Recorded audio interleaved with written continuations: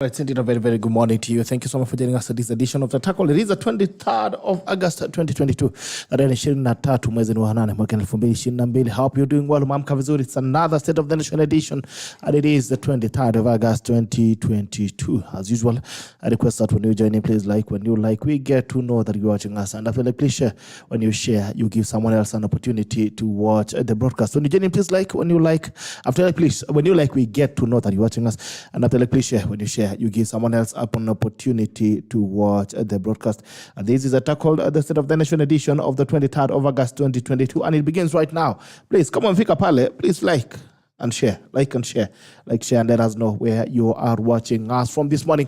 Dukona Madam LYDIA MATHIA, it's been almost 1 year and a half since it was last year, and mwana amekuja na mutungi kabisa ya jurisprudence ni ya koti. We are waiting for ARNOLD MALIBA as well. I'd say that you'll be seeing more of him this morning, every other morning, as we try to make perspective of the issues that are happening within the nation. Let us know as well where you're watching us from. Where are you watching us from this morning? Watu wa diaspora wamefika mapema. Naona ndugu zangu wengine hapo kina Nico wanataka washaingia pale. Please, when you like, we get to know are you watching us, and after like, please share. When you share, you give someone else an opportunity to watch the broadcast. Aya, kama kawaida lazima tuende mbele za Mungu tuombe, halafu tukirudi na kuja kuangalia salamu zenu ni vipi, halafu tuone pia hali ya traffic iko namna gani. Mighty Father, we come before you this morning. We worship you, we glorify your name. Thank you for another opportunity to be alive. We thank you for this program. We thank you for this conversation. As we start off, may it edify the fabric of this country and also meet every tackler at the point of individual needs. For we praise, trusting and believing. Amen. Aya. Nicholas Kibuleting, good to see you, my brother. Good morning. Millie Koski all there from diaspora. Good morning, Millie. Umepotea kidogo sijakuona. Jimmy Kakio. Good morning, Team Tackle. Good morning to you. Wangeshwa kama wanati. Good morning. Asante Mother Kariuki. Good morning. Tuned in from Israel. Allah. Watu wa Israel mmefika. Aya, asante. Aizo Bosburge, good morning. Good morning to you. Umepotea pia Aizo Bosburge. It's been a long time. I've not seen you in a while. Brian Reeves, Cielo, good morning. Kass FM Nakuru County frequency, please. Hatuko Kass FM sai. Hiyo ni ya Jumamosi. Hiyo ni ya Saturday.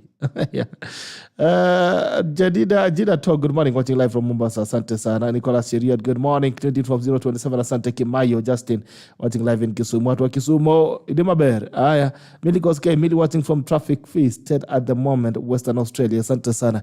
Watu Australia, Nancy Kagure, amen. Asante sana. Sema good morning. Good morning to you. Hope you're doing well. When you join, please like. When you like, we get to know that you're watching us. And after you like, please share. When you share, you give someone else an opportunity to watch the broadcast. Kama umeingia na hujashare basi ujue iko case. Let's look at the traffic situation on your roads this morning. Looking at Mombasa Road, all clear. Siku hizi barabara ni shangwe. Hakuna shida hata kidogo, there's no traffic. Mombasa Road looks all clean. Could be because of the expressway as well, apart from a few movement issues along the Nyayo Stadium roundabout, and it's because, of course, of the roundabout, so that's normal traffic. Looking in at Langata Road, since they finished that T-Mall overpass, Mombasa Road squeezing in Langata Road ni nyue, hakuna traffic hata kidogo, no traffic road at all on Langata Road. Looking at Ngong Road, there seems to be some little traffic from Prestige towards the Coptic Hospital, and also heading towards the Kenyatta roundabout. Looking at Alquins Kodek, all clear this morning, nothing to worry about on the Alquins Kodek. There seems to be some little traffic though from the Kenyatta roundabout heading towards the community area, or on the Chive, Ama Library, National Library, or Nairobi Club. There seems to be some little traffic there, but nothing to really worry about. Ngong Road, looking at the junction area, the junction area, there's nothing to worry about as well. The junction area, Kingara Road as well this morning looks all clean. Nothing to worry about. Kithanga Road looks all clean. James Kishuru as well looks all clean. Adding all through to the Lavington Green Mall.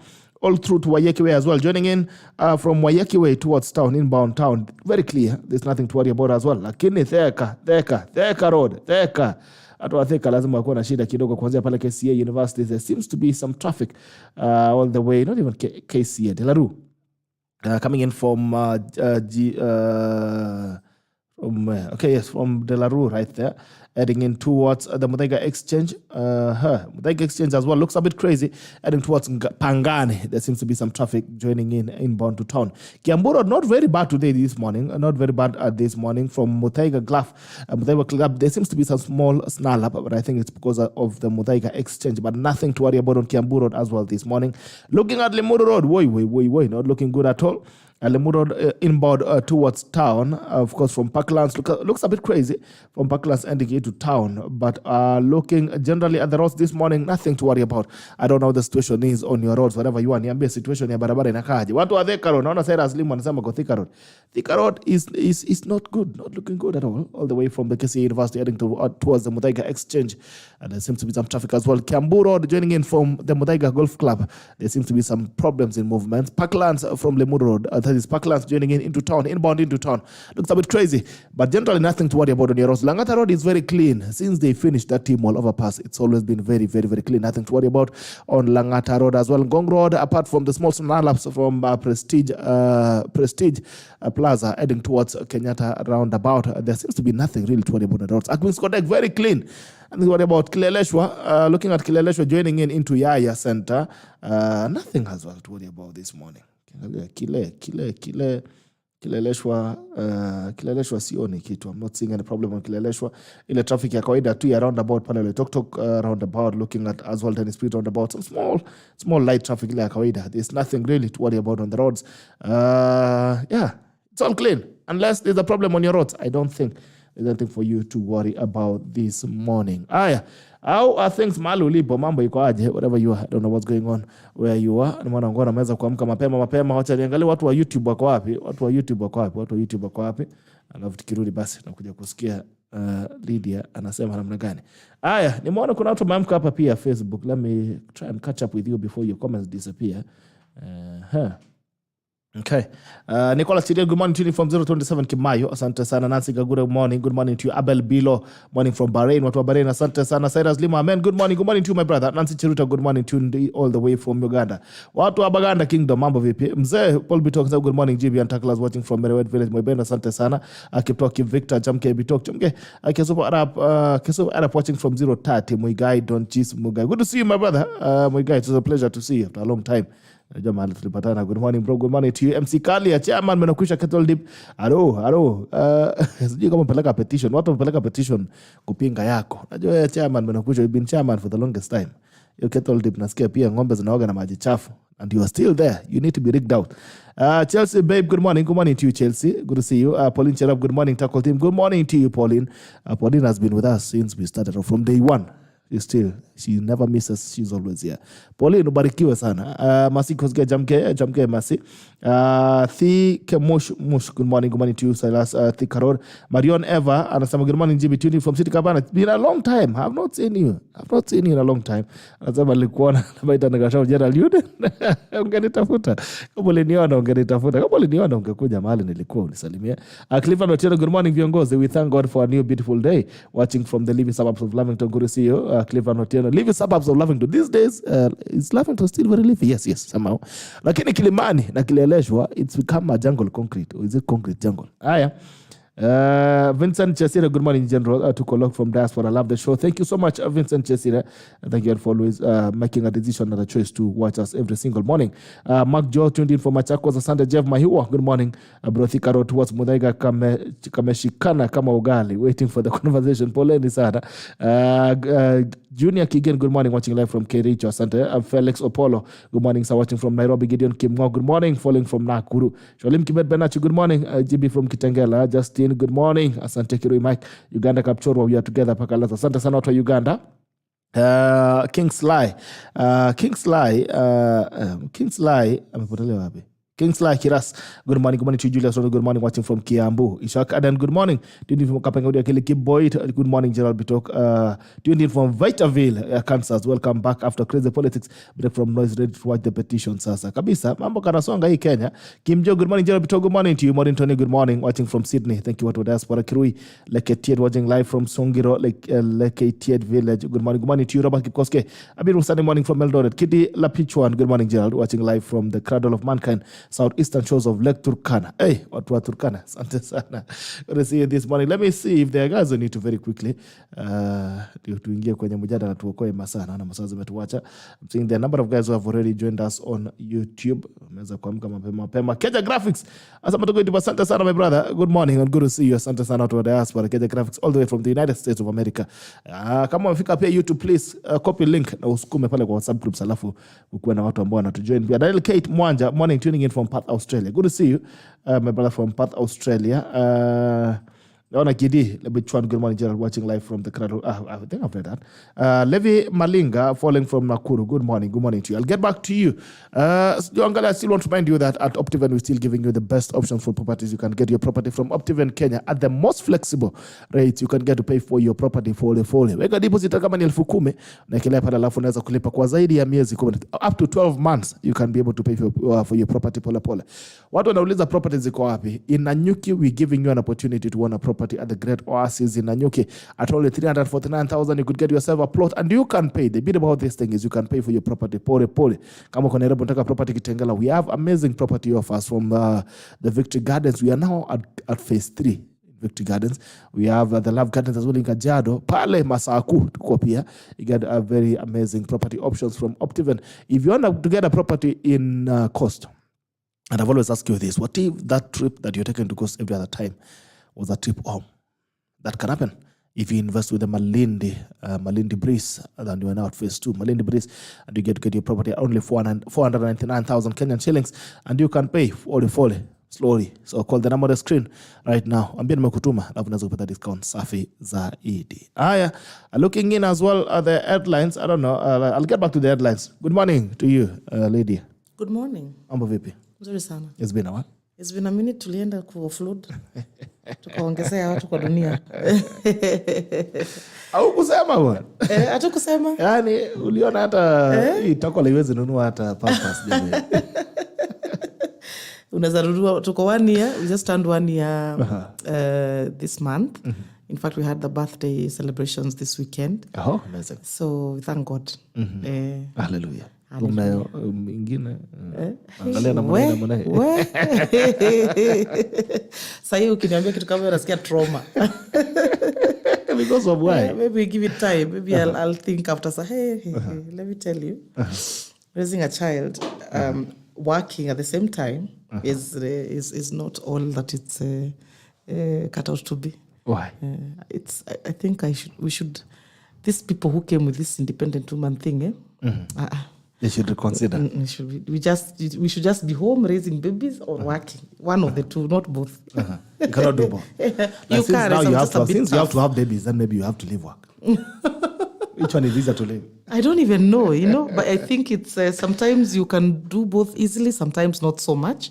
I think also it depends with a particular child. Some are just a little easier, some are difficult. My firstborn was a little easier. So huyu anasumbua kwa nini? Huyu akona anataka kuona dunia. So he's difficult to control. He's a boy also. He's very adventurous. Yeah. So the first one was a girl? The first one was a girl. Okay, hongera. Congratulations.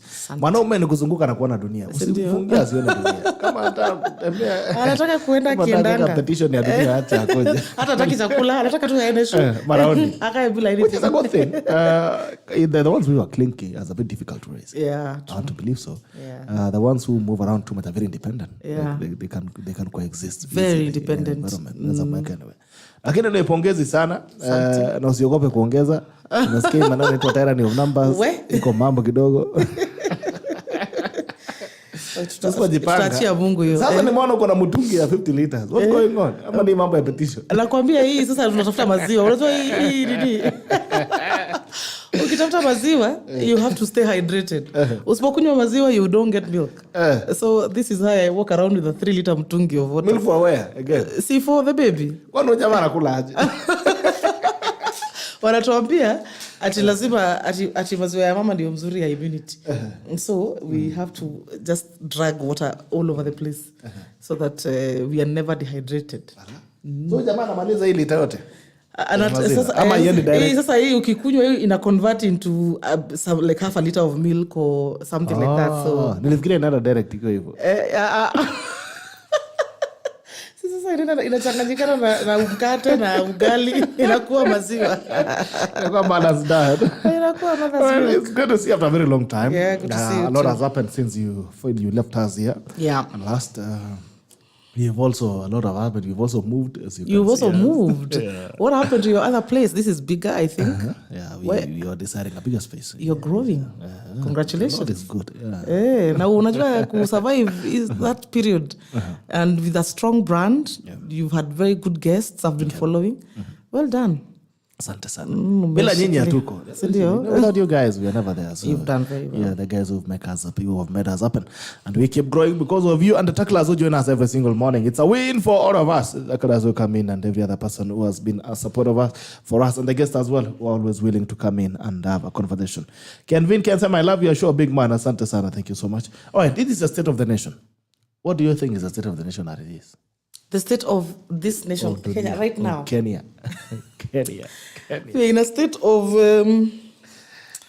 I don't even know what to call it. Is it a state of anxiety and a bit of confusion? Mm-hmm. Because we started the 2022 election on a very good note. Mm-hmm. I think going into day 1, day 2, day 3, day 4, everybody that you spoke to around that time said the same thing. Mm-hmm. This was the most transparent election that we have ever had. Okay. That this is, the IBC was well prepared, everything was conducted above board. The observers came out, I believe that was on Thursday, they said this election was top-notch. Very well done, very transparent. And then, around that time, it started becoming a bit clear that there was a winner, that somebody had won. And then the drama started. Yeah. Okay, and it started with people like Jeremiah Kioni saying that there was a lot of irregularities and problems in Mount Kenya. Interestingly, nobody said anything on voting day. Nobody said anything on the second day. Nobody said anything on the third day. It's just that now when the results are being confirmed, when now you start getting winners and losers, that's when now people start saying, oh, this thing was rigged. And we have moved from that to where we are today, where there is this whole assertion about a massively rigged election. And some of us are very confused about how we moved from the most transparent election in Kenya's history to massive rigging. It doesn't track. It was too fast. It doesn't track because if there were issues, we should have gotten them raised even during the day of voting. Usually when something is going really wrong, you will pick it up on the day of voting. You remember like when, I think, is it Rongai? When the Raymond, the son of Moi, is called Raymond Moi. Yes, you remember Moi. Yeah, when he was already agitated. And usually that's the kind of reaction you get. It's very spontaneous and it's instant. When things are going bad, you'll find aspirants, you'll find candidates at polling stations in the afternoon raising issues, raising concerns. But these concerns did not emerge on voting day. They did not even emerge on the second day or even the third day. By the time the observers were giving their reports, everybody seemed to be okay with how the process was evolving until when it started to become clear that there was a winner. And then now the drama began. And which culminated, of course, in what you saw at Bomas. And then this Cherera squad. And they are very, I'd say, improper conduct. You know, as a person who works in public service, I can tell you that people don't always agree in the boardroom. There is always a push and shove between ministers and PSAs, between PSAs and heads of departments, between heads of departments and, directors. You know, those kinds of disagreements always happen. But, they were working with a timeline. And there needed to be a declaration.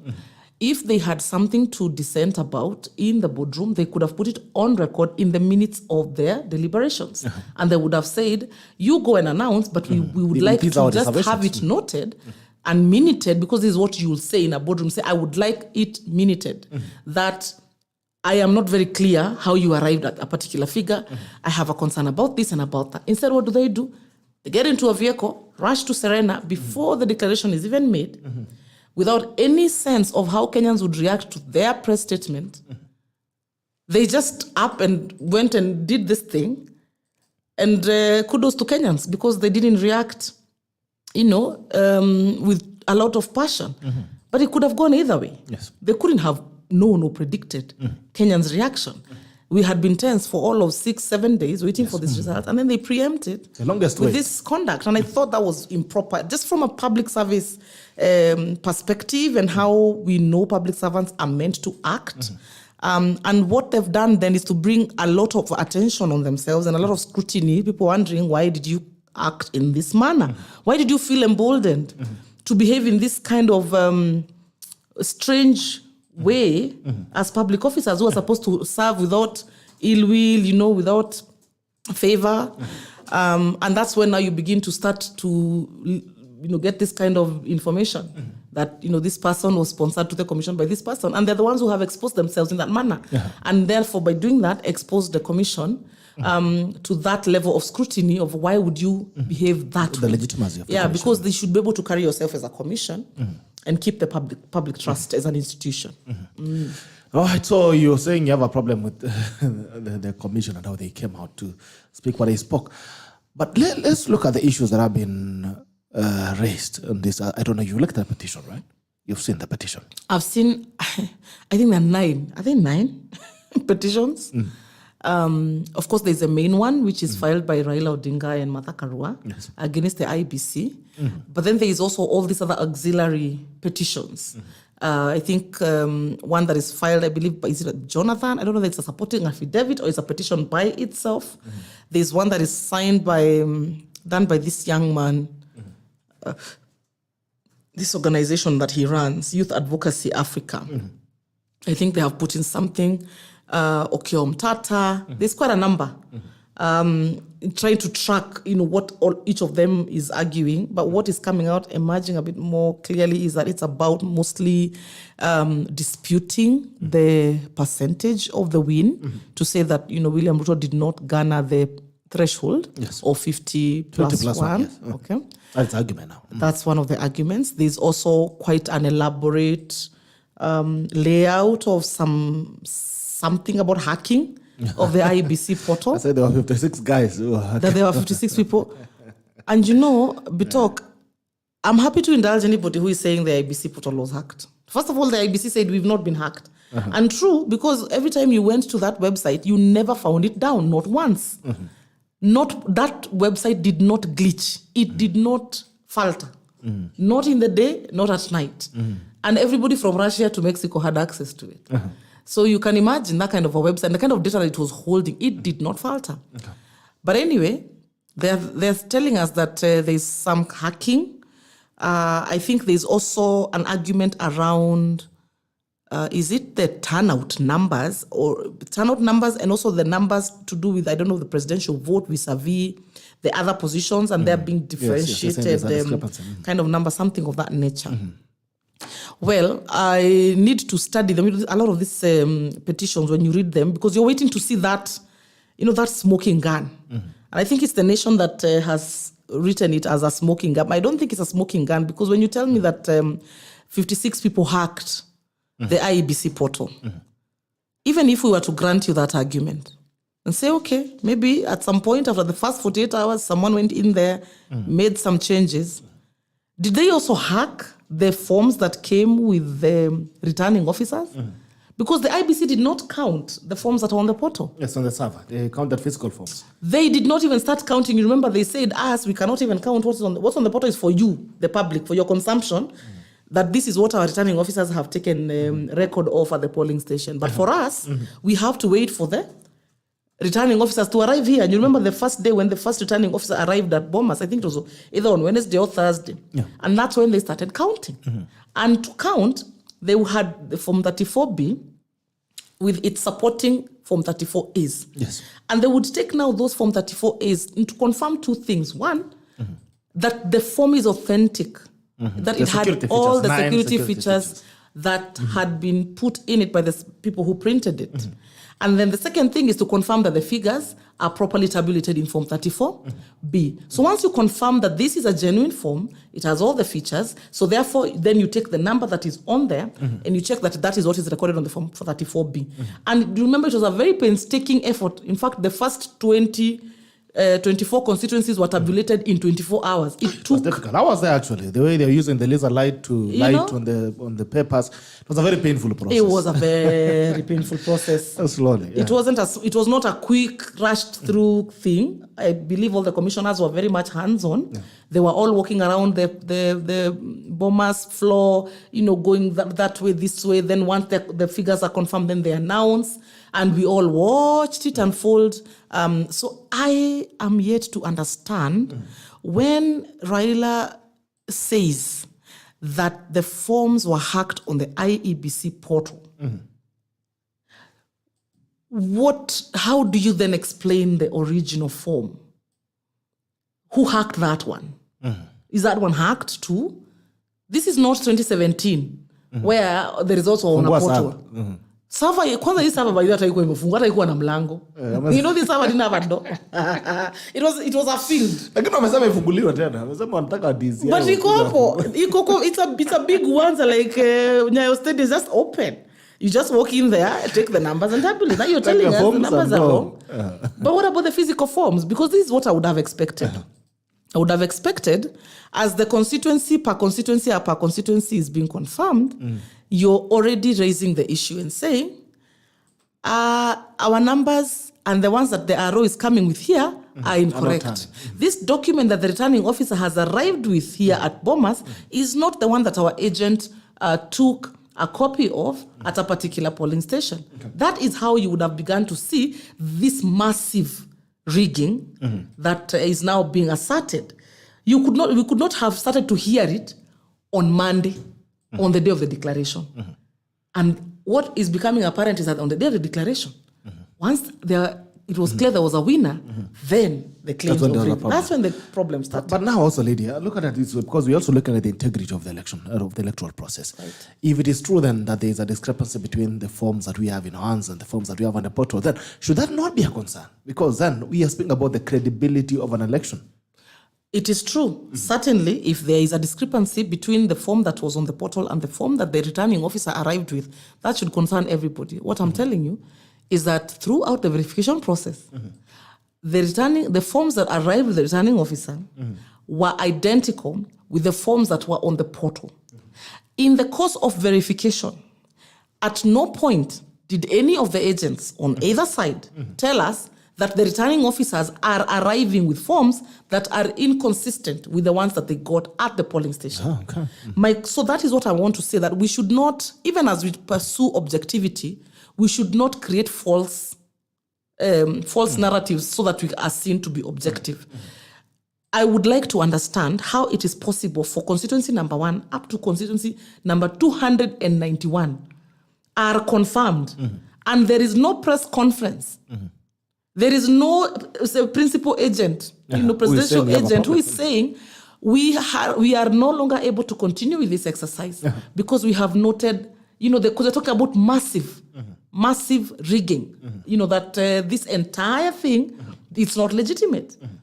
So my concern is that the timing of it doesn't seem to follow the narrative that is now being tracked. But yes, if there are constituencies, I would be happy to. I'm keeping a very open mind. I would like to be convinced of this issue. But I think it's truly, unfortunate that people, because IBC has very many people working in IBC, thousands of officers. IBC is not Chebukati. When people talk about IBC, they just think they're talking about Chebukati. Chebukati did not travel to a particular polling station and conduct the election. It is really just very many public officials who have dedicated their time, who endured long hours, who endured the bad weather, this cold that has been around, to help us arrive at a decision as Kenyans on who our leaders are going to be. And these are the people that you are now saying this entire thing they did was a sham. I think maybe when we are making certain assertions, then we need to be really sure that what we are saying is correct. I am not convinced. And I'm telling you that as a person who supported Azimio to the end, I am not convinced that somebody can tell us that they realized this massiveness of this rigging at the very last minute. We even had Jeremiah Kioni tell us now that this rigging was planned 5 years ago. 5 years ago, we didn't even have presidential candidates. We did not even have, we didn't even know who was going to run for office and who wasn't. So how was in fact, I don't even think we even had the CEO of IABC. I think he was recruited somewhere sometime later. So now you tell us this thing was planned 4 years ago. Then I have to sit back and think and wonder, are we going through a Trump moment? You know how the Trumpers started this whole thing and they really truly believed that something had gone wrong with the elections when it hadn't. And I feel like we are starting to see ghosts everywhere, and maybe being a bit paranoid about this and that. When you tell us that this thing was hacked by Dennis Itumbi, I mean, it sounds like stories of ogres. And you don't even know where to hang, what to hang on to. I personally am yet to see something that convinces me that there was something wrong with Form 34A, the one that arrived with the returning officer, because that's the one you need to impeach. It's the one that came with the returning officers to the Bomas of Kenya, not the one that is in the portal, because that was not what the IBC counted. Okay. Before we get back, I would like us to get back to the forms again, and we'll get back to the forms on the errors that they're speaking about. Because I was there, we had a boot as well. We had a boot that we were using to, of course, to cover. We're also doing our own tallying here. So I'd like to make a comment on that, on especially on the discrepancy that they're speaking about, and what IBC was doing about it. But there's something that you mentioned as you almost wrapping your conversation, your support for Azimio. You were in Azimio. You're a strong supporter of Azimio. And actually, I called you because I knew you were supporting Azimio. I'm surprised you wanted to be like, I'm surprised that you have news here. I'm surprised that you have news here that could have the others, your Azimio people finishing you. What happened in Azimio? What went wrong? Let me tell you. First of all, do you believe Azimio lost this election? I think Azimio could have done better. A lot better. Let's start with just the fact of how the campaigns were being conducted. There were a lot of concerns about certain gaps in coordination, how people were treating each other within the campaign, how people wanted to be a bit exclusionist, how funds were flowing or not flowing, how people were being treated, like such as the smaller parties, the ones that were brought into the family of Azimio. And you've seen some of that bad treatment is what has occasioned people like UDM, that party that has gone to Kenya Kwanza. Is because they endured such bad treatment that the minute this thing is over, they're just like, we want out of this relationship, you know. So there were those things that were not handled very well. Personally, I endured quite a bit of harassment because much as I was supporting Azimio, I have a friend, I have a friend who was running for governor in Nairobi, Sakaja Johnson. I think everybody who knows me knows that Sakaja is my friend from a long time ago, from campus. We're talking about over 1.5 decades of friendship. And so when I would comment in support of Sakaja on maybe my Facebook page, I would face such strong backlash and punitive action from Jubilee actors. And I would wonder I have made it very clear that I support Sakaja as an individual because he is my friend.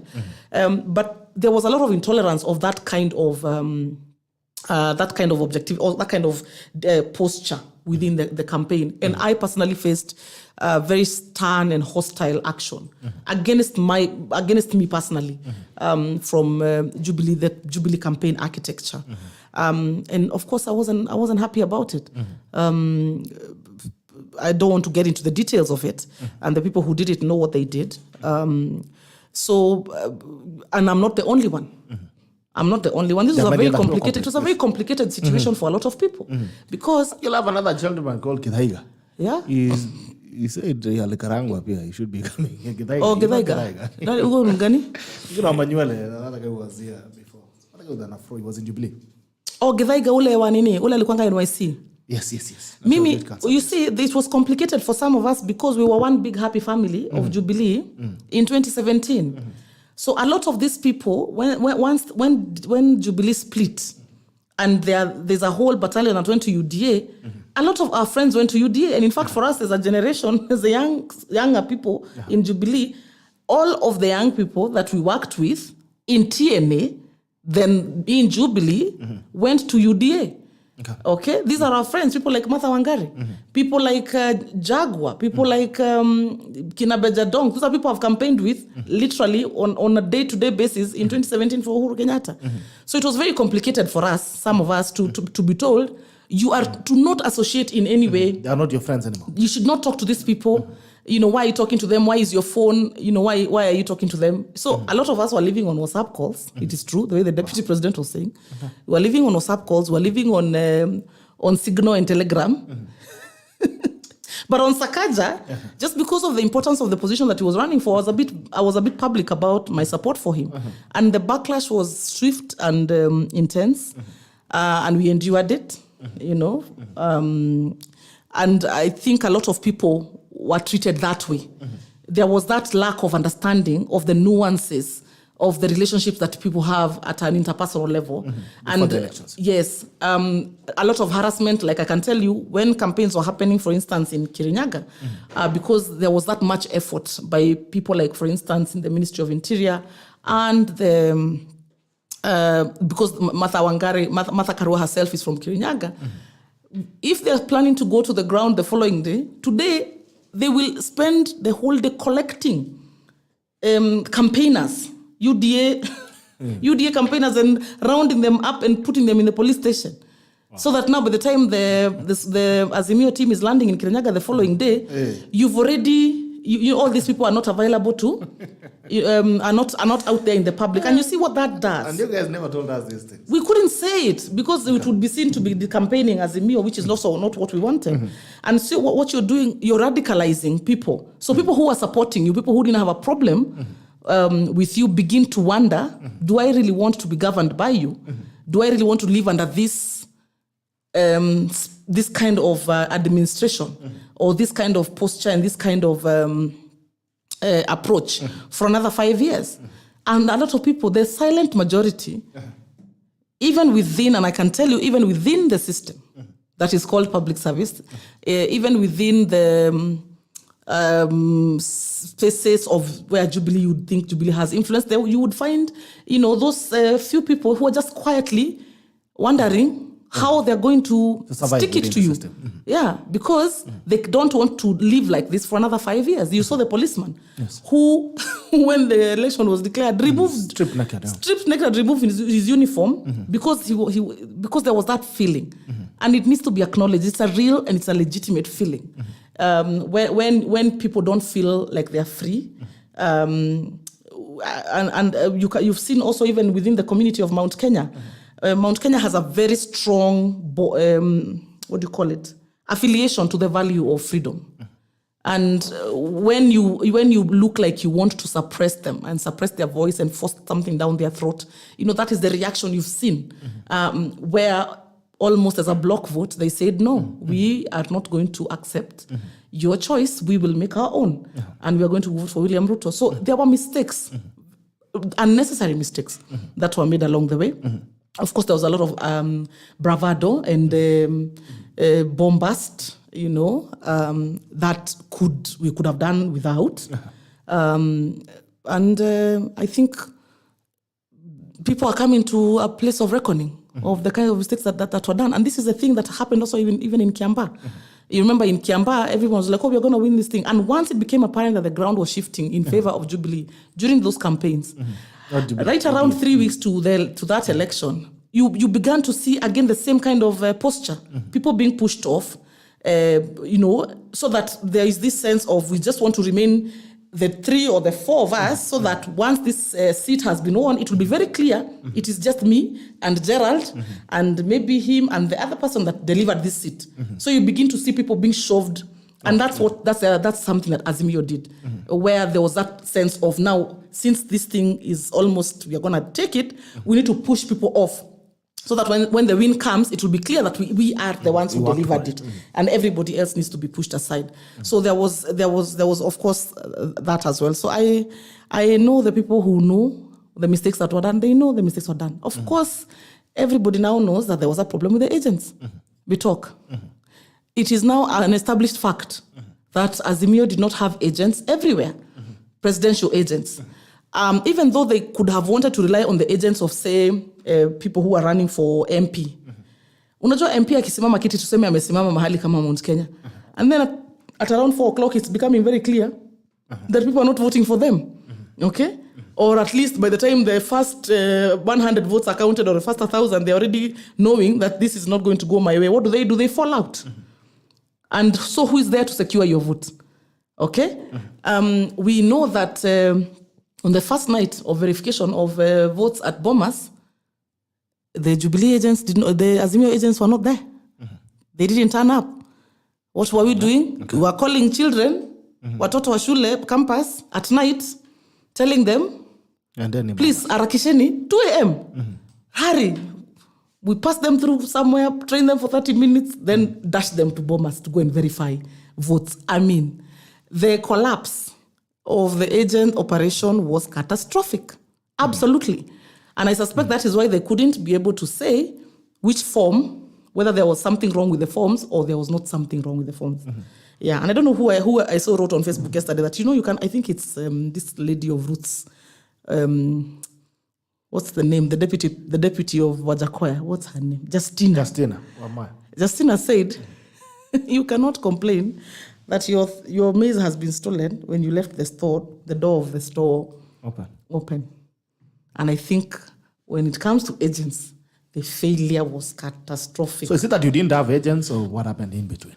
So, like what I have is, you see what you have is information from here, there. When you put it together, you realize agents were either not recruited at all, or the ones that were recruited were not managed properly, either in terms of their allowances, so that they were not able to stay the course of the assignment. There's a place, I can tell you, there's a county where the person who was told to go and who was supposed to recruit the agents could not raise enough finances to do the preparations for those agents. Okay? Like they're supposed to get some forms which are stamped by these commissioners of oath. I think it's supposed to be like some kind of oath of secrecy or something. Yes. And you don't have the resources to do that, and you ask for that kind of money. Nobody wants to give you, the resources. So what do? You abandon mission.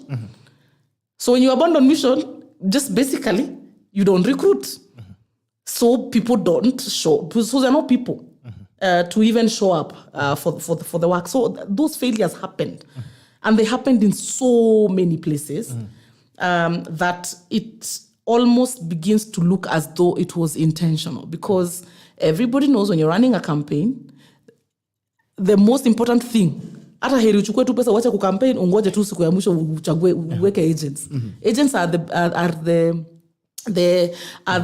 bolt that holds at the end of a campaign. So to see that that particular part was bungled so badly, then you start to wonder, I mean, you have to work a little hard to be that incompetent, or to not to let that part of a campaign collapse.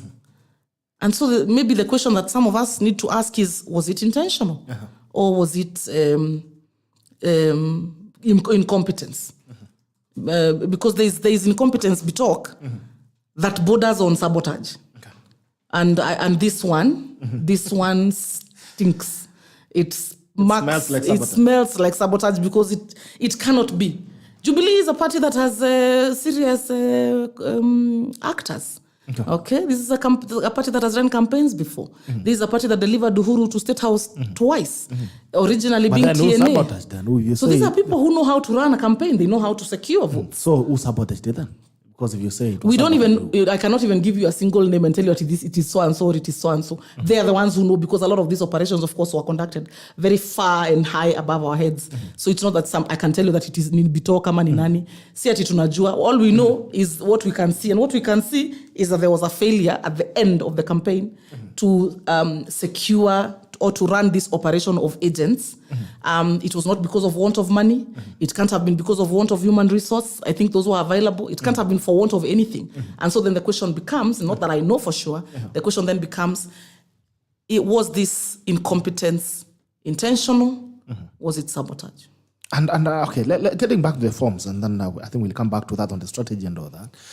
And also trying to wonder, because this is a campaign that it was almost clear where the administration was, where the deep state, quote unquote, was, where the government was. It was clear. So we'll get back to the strategy around it and one really wonder. But getting back to the forms. So while in Bomas, because we're also doing our own tallying and observation, actually the people who are very paranoid about being rigged out were UDA. Yes. The guys who are very paranoid about being rigged out and documents being messed up with were UDA guys. They are very paranoid. And the issues that were raised at first were raised by UDA to the IEBC. And they were saying, why is it that we're having this discrepancy and all that? And they said, if they are because you see, what you did, most arguments were coming in from the announcements. They are saying the commissioner said this, but this is how it is in the document. And though what the IBC was saying is not the difference that you're talking about, the errors that you're talking about, not them and tabulate them. Then you bring them to the back door, they look and compare with it. And I think the parties that are there made the submission that they could. And I remember at some point, there were complaints from UDA or Kenya Kwanza about harassment, first by police and also by Azimio guys who are there. There seems to have been some scuffle there at some point. Shola was almost being thrown out. The other time at night, we saw Chirchir being bundled in and the other guys who were in, laptops being taken from the UDA guys. So if the people are very paranoid about being rigged out, and I'm speaking from someone who was on the ground at that point, were UDA or Kenya Kwanza guys. They were very paranoid that, this thing was going to be rigged out. And they were very vigilant and they could pick up the errors that were there, especially on the announcements and all that, whether you have these friends and they could tally and say and take it. So the IBC were like, no, we don't have a problem. If you can pick clerical errors from what we are announcing and all that, bring them, then we look at them and tally together. Because there was no dispatch from 34A. Everything else had to go back there. So if you have a conflict, you take it back to that spot. To 34A. Yes. Go back to 34A and look at what is, what is the recorded difference. there. And UD as well invested, I think they invested in mobility. Like the officers moving around checking on the forms even before they come in. They're like, okay, what are our numbers? What are they looking like? And they could get their numbers at that point. So when you think about Bomas, then is there a possibility, because these are issues that could have been raised at that point, the same way that Kenya Kwanza raised their issues at that point, that this is what the problem that we're having, and maybe at some point they could get corrections in it, because there was nothing, it was like, okay, this is what you said, this is the error, let's look at the forms, does it tally, does it harmonize, okay, let's look at the numbers. It wasn't anything outside, like invention or any creative. Is there a possibility then that these issues that we are raising in this petition could have been handled at Bomas? And why was it not handled? So that's the thing. Bitok, that's what I'm trying to wrap my mind around. I'm trying to cut through the noise and ask myself, if there were errors on 34As that you're saying, somebody hijacked the dispatch of forms, inserted themselves somewhere in the middle of the KIMS kit and the public portal, and changed my numbers so that what you're seeing on the public portal is not what came from the ground. Isn't it? Yes. There was a way to check that. Yeah. And the way to check that was at Bomas when the returning officer arrived. So that if the returning officer arrives with a physical form that they have come with from the polling station, and the one they sent on the KIM, someone hijacked and changed, okay? Yes. And you have viewers. All you had to do was present it and tell the returning officer, yo, Mr. or Mrs. Yes, from my agent. You are bringing this form, but the one I have from my agent is telling me something different. So what is this form? What are these numbers you've recorded on this form? Because that's not what mine is telling me. And that should have happened from the first returning officer, the second, the third, the fourth, the fifth. That is my question. Okay. Bitok. And we will have to wait to see how this hearing plays out so that we understand if these errors were noted, why they were not brought up at Bomas, why they were not resolved at Bomas, why the presidential agents and the clerks that were at Bomas for Azimio allowed the continuation of tabulation when these errors were ongoing. And there was this issue about, I don't know, some constituencies. I don't know whether there were 40 constituencies or something that had been left unannounced. And what happened is, it was noted that during this process of announcing, the commissioners were going and reading incorrect figures.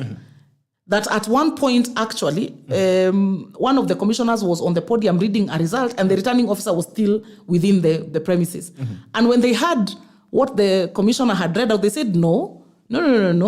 what you've just read is inaccurate. Look, my figures are different. So it is for that reason that that whole thing was stopped, so that they stop reading the wrong figures. You remember, even there's a time there was an issue, I don't know, with 10,000 votes of Kiambu. I don't know, they were announced this way, but then there were some other way. But on the record, they were correct. It's just that the person who was reading at the podium read them wrong. So this announcement had become a another political thing, where someone is just getting on the podium, and for some strange reason that someone will have to explain to us, a commissioner was ending up reading figures that are inconsistent with what a returning officer had brought and what had been verified on the table at Bomas. Okay? So it is for that reason that these final ones were not read out. Because just as a mitigation to stop with the public mispronouncement and all that. So there was a reason for that, but it's not that they were not verified. Those 41 were also verified as painstakingly as all the others. In fact, our reports indicate that on the morning of Monday is when the last returning officer was processed. So it's not that they were not verified. It's just that this announcement had started becoming problematic because some announcements were just a bit inaccurate, and it stopped serving the purpose. And people were starting to get agitated about the numbers. Yeah. You're a member of Azimio. A day before, was it 2 days before the announcement, you had a celebration party at KICC. On what were you basing it?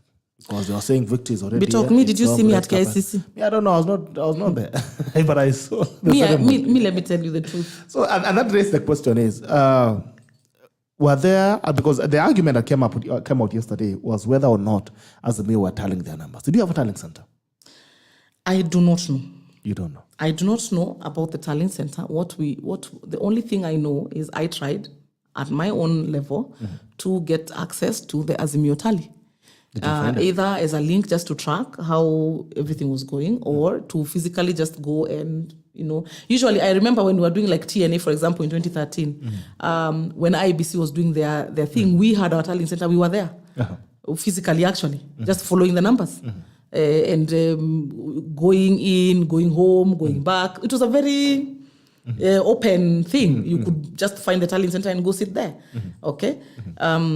The same thing with Jubilee in 2017. So now the question was, okay, where is the Azimio tallying? Why can't we find it? What is this?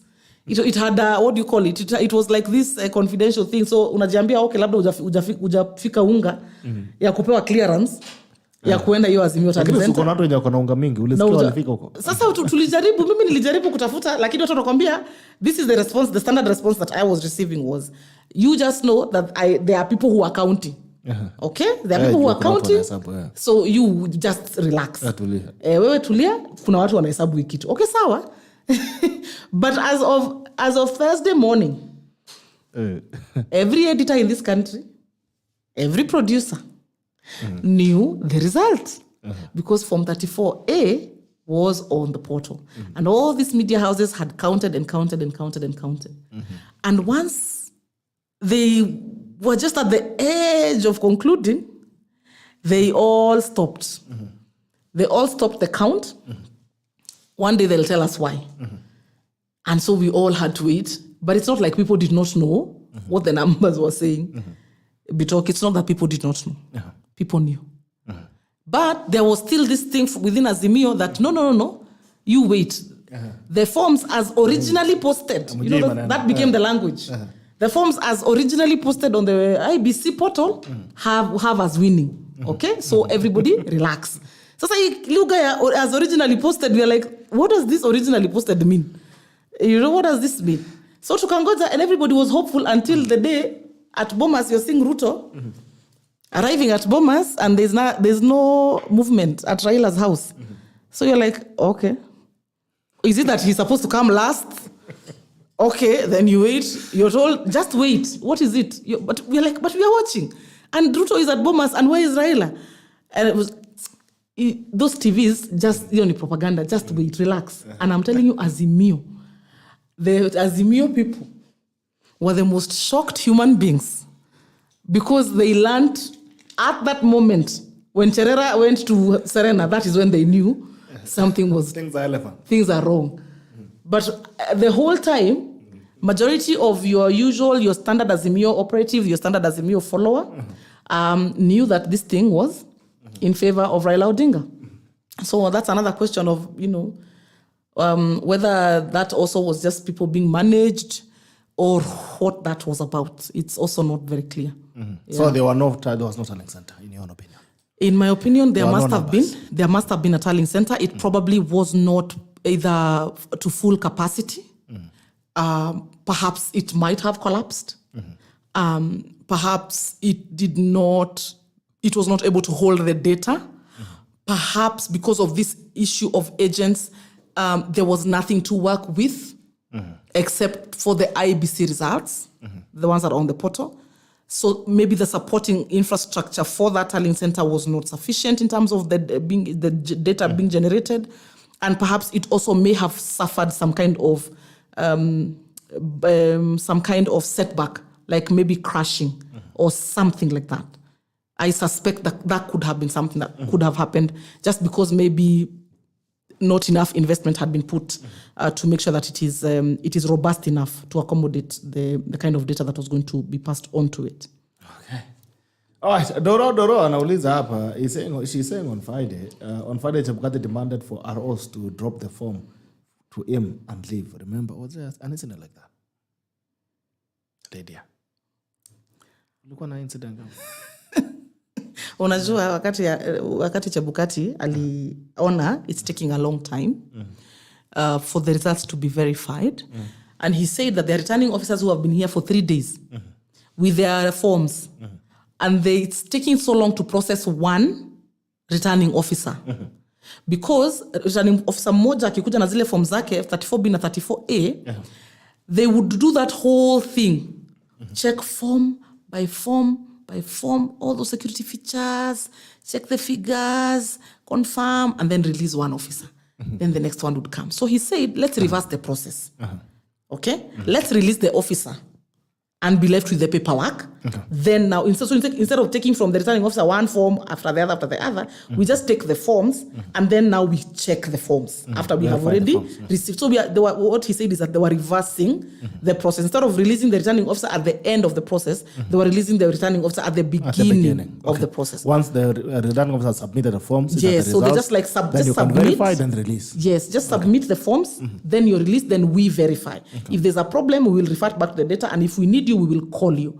And he made that announcement publicly, and I suspect it must have been after consultations with the chief agents, so that they could agree, how do we hasten our steps so that we're not caught up in terms of time. So that did happen, but it was a very public announcement. He made it on the floor of Bomas, and we did not pick up any distress from any of the agents. We did not pick up any protest as to those instructions from any of the agents. So our assumption was that it must have been done in good faith, and there must have been some kind of stakeholder endorsement of the course of action that he had taken. Okay. Doro, who is also a member of Azimio, says there were 2 fully staffed tallying centers. 2 fully staffed tallying centers in Azimio. For Azimio. Now, we don't have evidence. Do you have the numbers? Of the tallying centers? From Azimio, yes. Me, I don't have. That's the other thing. It's what I cannot sit here, talk and tell you that I know what we are asserting Raila got or did not get. You're not aware. I am not aware. So that's the other thing. So what is our number? Like, what's our number? Because you see, UDA walikuwa wanasema very clearly. Sisi Ruto akona hizi kura na tunajua hizi ndo zile kura akona nazo. Sisi kama watu wa Raila hatukuwa tunajua kura zake ni ngapi.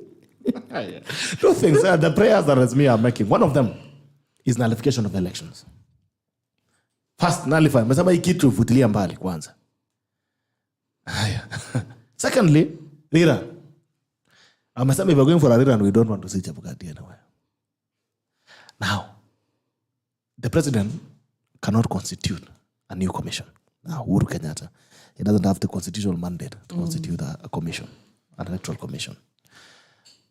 The president-elect William Ruto cannot do it because he's having a case right now. So, he's still an aspirant as it stands.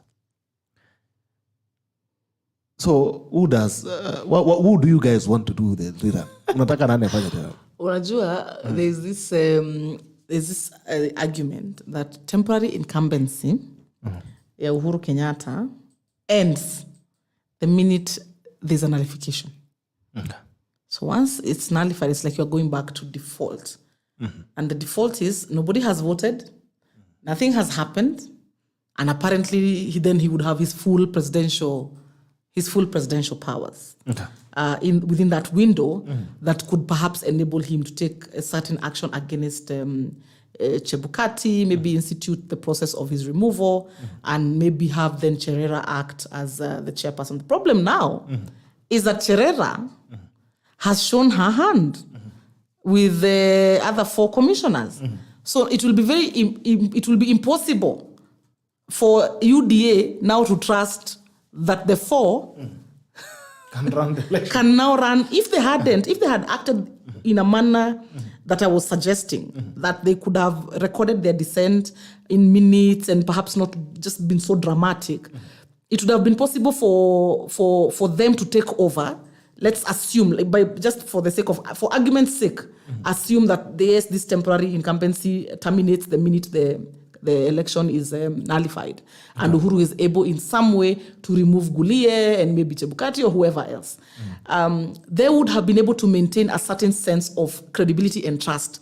And UDA probably would have felt comfortable allowing and feeling that, okay, they can run this campaign. But now, because of their actions, even if you remove Chebukati, who are you going to leave to run there? Is this Cherera, who is beyond biased, as can clearly be established? Because you can't run from Bomas, fire on your tails, that things are so bad, something catastrophic has happened, and therefore you have to take immediate action. You run to Serena, but you have nothing to say. You just say opaque. And then you say, I will tell you more tomorrow. So what was so urgent? Why were you running to Serena to say nothing? And so something terrible has happened, so I need to address the media now. Even before Chebukati announces, I have to say something. Exactly. And then you go and say, everything went perfectly, everything was above board, the standards were high, until the last minute, it was opaque. The rest, I will tell you tomorrow, don't ask me questions, I beg. Okay? So who is going to trust you and your team to now run there? I have a real problem with how those 4 commissioners conducted themselves. Just from a perspective of just how public officers are supposed to conduct themselves, I feel that they could have done better, and they could have then enhanced their own credibility as public officials. They could have enhanced their own the public trust in themselves, and perhaps could have then been able to help us navigate this next phase. But right now, if you tell us that the 4 are supposed to be left to run, perhaps the rerun or the next election, do you really think that Kenyans are going to trust that the 4 are objective? Nobody will buy that, and that will leave us in a bit of a quagmire. Okay. That is the first prayer. Anyway, before you get to the other prayer, you are a public servant. The commissioners are public servants. Yes. What is the role of the commissioners? The role of the commissioners to the elections, in regards to the elections, is to deliver a free, fair, credible, and verifiable election. Okay. And they don't do that directly. They do that through the commission secretariat, who they guide. Okay. They set the policies, and they say, this is how we are going to conduct our business. This is how we are going to manage our aspirants. This is how we are going to certify our candidates. This is how we are going to run our polling stations. This is the process we are going to follow. This is the business process for voter tabulation. This is the business process for voter transmission, for all that. So they set the policies, and then the secretariat executes those policies that the commissioners have set. And so the expectation is that if there is an issue that is to be addressed by IEBC as a corporate entity, then the commissioners would sit down as a corporate entity and record their dissent. This is what happens in boardrooms in every parastatal. Okay. People don't always agree, okay? But people sit in whatever parastatal boardroom, and they deliberate, and they record what they're recording, and they file the same. There's always something called a company secretary, for example, who takes a record of of the dissent and the concerns that a particular person would have. And if that dissent then was recorded in that manner, when the petition comes, then you would be able to say, please refer to the minutes of this day, at this time, at Bomas of Kenya, at say 11 o'clock, when the Form 34C was placed before us, these were our deliberations, and this is what, therefore we cannot be found, if there's a problem with the results, we cannot be found personally liable because we raised that concern. I suspect that is how, that is how you conduct the business of in a respectable manner within an institution. This thing of running to the media is not really a modus operandi of public service. It is not within any kind of expectation of the conduct of a public officer. Public service relies heavily on records, on paperwork. That is documented, that is signed, such things. And once it is signed and it's on record, there's no need to run around in the media. Remember, you also have you have a duty of care. You have a responsibility of care for Kenyans. There is no way, like I have said, they would have predicted how Kenyans would have reacted to the announcement they went to make at Serena. They made that announcement before Chebukati even made the announcement on who the presidential winner was. Actually, they're the ones who told us who the president-elect was, because they said that we don't support, and because people knew the biases now associated with these individuals, it became a bit clear. You could tell already. That the person was then not Raila Odinga. And so there was a way they could have done it, and still being able to voice their concerns without putting themselves, their credibility, and the public trust in the institution of IEBC in jeopardy. What they did was akin to suicide bombing. They suicide bombed the IEBC. For what reason? Because they should have let the entity of the IEBC stand the test of this time so that it could endure the moment. But now they have left the IEBC badly tattered, and I don't even know what the recourse could be if the election were to be dismissed and we were told to go back to the drawing board. Right. So in that case, then, are we looking at a crisis? Are we looking at leadership crisis? I think my trust is in the Supreme Court and those judges. What's the prediction on that? Yeah, because the judges are even though they act as judges and lawyers, they also they're a political court, Bitok. They are also a political court. And they're acting within a context. So they cannot just make decisions without appreciating, okay, so what context are we in? The consequences as well. The consequences of that. You remember there are judges, for example, I think the one who said that the CASs were illegal, but did not necessarily instruct that they should be immediately fired or removed from the payroll or something like, because then you appreciate, employment and contracts and those kinds of things. So a judge can find certain things, but, make sure that they are appreciating the context. So I know that these judges are appreciating the context. So that's one thing in terms of them going the extreme way of telling us go back to the vote. They are going to be appreciating what the public, what is in public interest.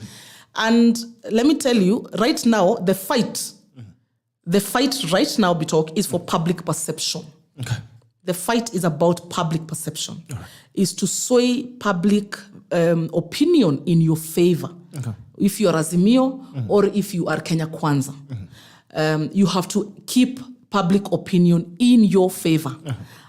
So that then when the court is making a decision, when it is looking at what is in public interest, the public is on your side. The public is on your side. And you've seen Azimio have already, set out with their guns blazing, that, trying to now wrestle the perception that, Ruto is a diligent winner into, no, this person stole the vote.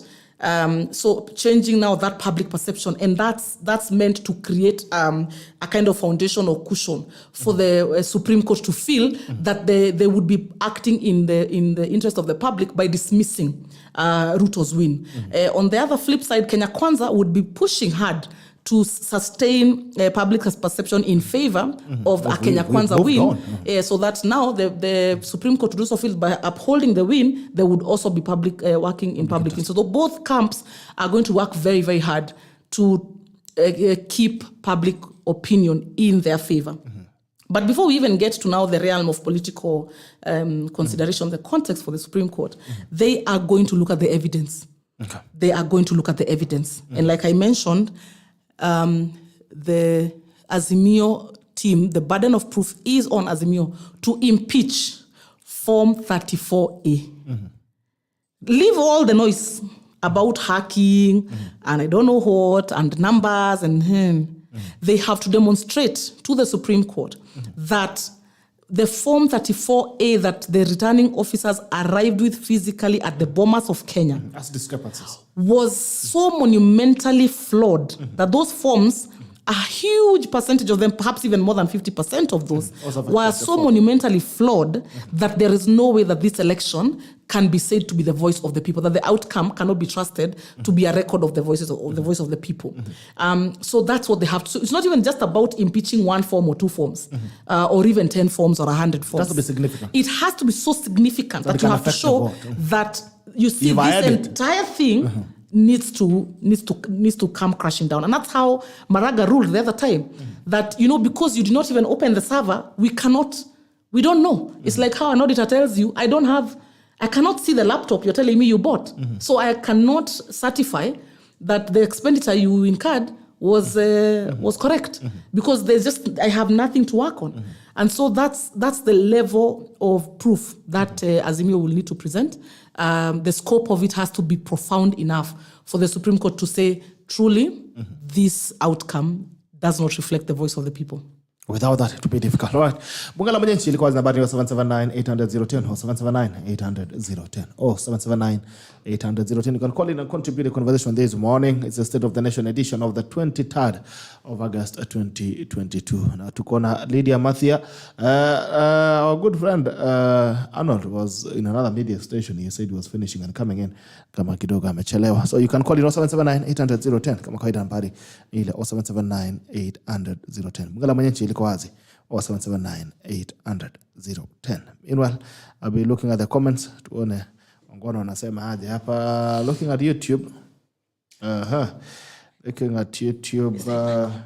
Murage Mugo. Wow. This Lydia. Okay. Murage Mugo says this Lydia. This Lydia is this Lydia is a bomb. Kevin Kiaria. After yesterday's call, this Doro lady cannot be trusted. Okay, interesting. Kenya graphics to Sanda Gideon Labachwan waiting for the conversation Masabi country logged in. MCTNA, good morning. Good morning to you, Boniface Mariba, loving the conversation live from Keroka. Asante Simon Kinyomo, good morning. Nico Said, Asante MCTNA, watching from Embu, big up man. Asante Isaac Chumba, good morning. Takol watching from Eldama Ravine. Dennis Kisoi watching from Machakos. Thank you. AK. GB, Mr. Mariba anakuja. Hey, alikuwa sema ikumjane. Kisi kwa nini ajafika. Good show, brother. Asante. David Ngati, good morning. It is good to have the show on regular session. David Ngati, tunakuanga hapa kila siku saa moja unusu. You'll find us here. Carol Langat, very objective. Thank you. Prophet Duncan Juang, you was here last week on Wednesday, and he should be here again. Not on Friday. Thomas Ocheng, good morning. GB, following from Mugunja, Market Siaya County, Kenya. Sunday Political Channel. So if they didn't appoint their agents, whose fault would that be? Then the fault will be on them, because if you can remember, there was a ruling that was done by Ngugi, Justice Ngugi. I think I can read the ruling for you. Yeah, it was a ruling by Njoki S. Ndongo. And this is what I was saying. With the respect of the duties of party agents or representatives, Raila Amolo, this was in 2017, Raila Amolo Odinga and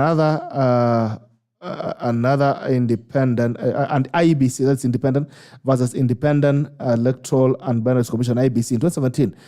Four others, number 2 of 20th September 2017, where Njoki Ndongo, senior counsel opined, Supreme Court judge opined, once the Constitution gives citizens the right to vote, the freedom to choose, and conditions are created for the realization of that right, it is not the business of the court to aid the indolent. If party agents are required to be present, sign statutory forms, and undertake any other legitimate duty, that is imposed upon them as part of the political process in an election, then they are under obligation to do it. To fail to do so is not only to fail one's party, but also to fail our democracy. The courts must frown upon any such inaction, reluctance, and delay. A candidate or an agent cannot abscond duty from a polling station and then ask the court to overturn the election because of a failure to sign a statutory form. Every party in an election needs to pull their own weight to ensure that the ideals in Article 86 are achieved, that we shall once and for all have simple, accurate, verifiable, and secure, accountable, transparent elections.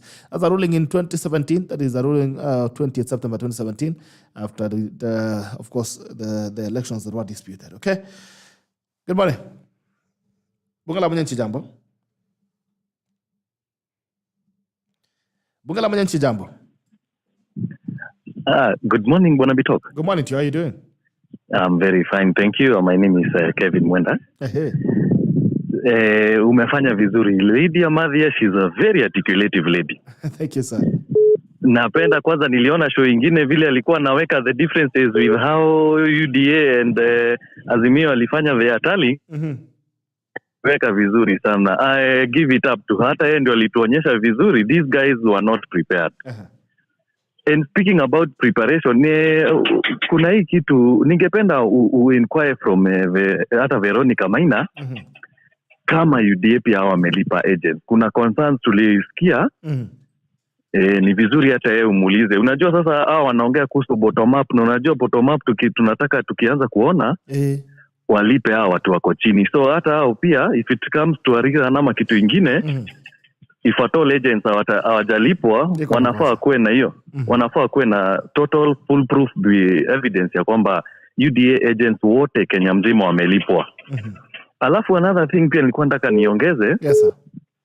Hii mambo ya Supreme Court. Lydia amesema kuna faith ya kwamba the Supreme Court judges watafanya kazi nzuri. But unajua saa hizi state na system ni kama imeshika kila kitu. So I'm just hoping and praying that unajua watu kama Njoki Ndungu hao ni watu definitely ni kama huyo ni Cherera wa huko.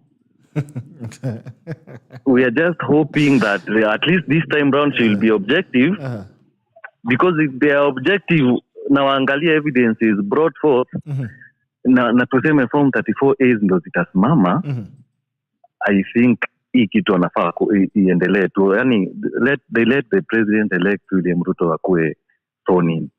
Okay. Kwa sababu kusema ukweli Kenya imesimama, na ukiangalia vizuri biashara mingi zinasimama zikingojea outcome election. Where are you calling from? I'm calling from Nairobi, a place called Njiro. Okay. Wewe unaona kulikuwa na shida na uchaguzi?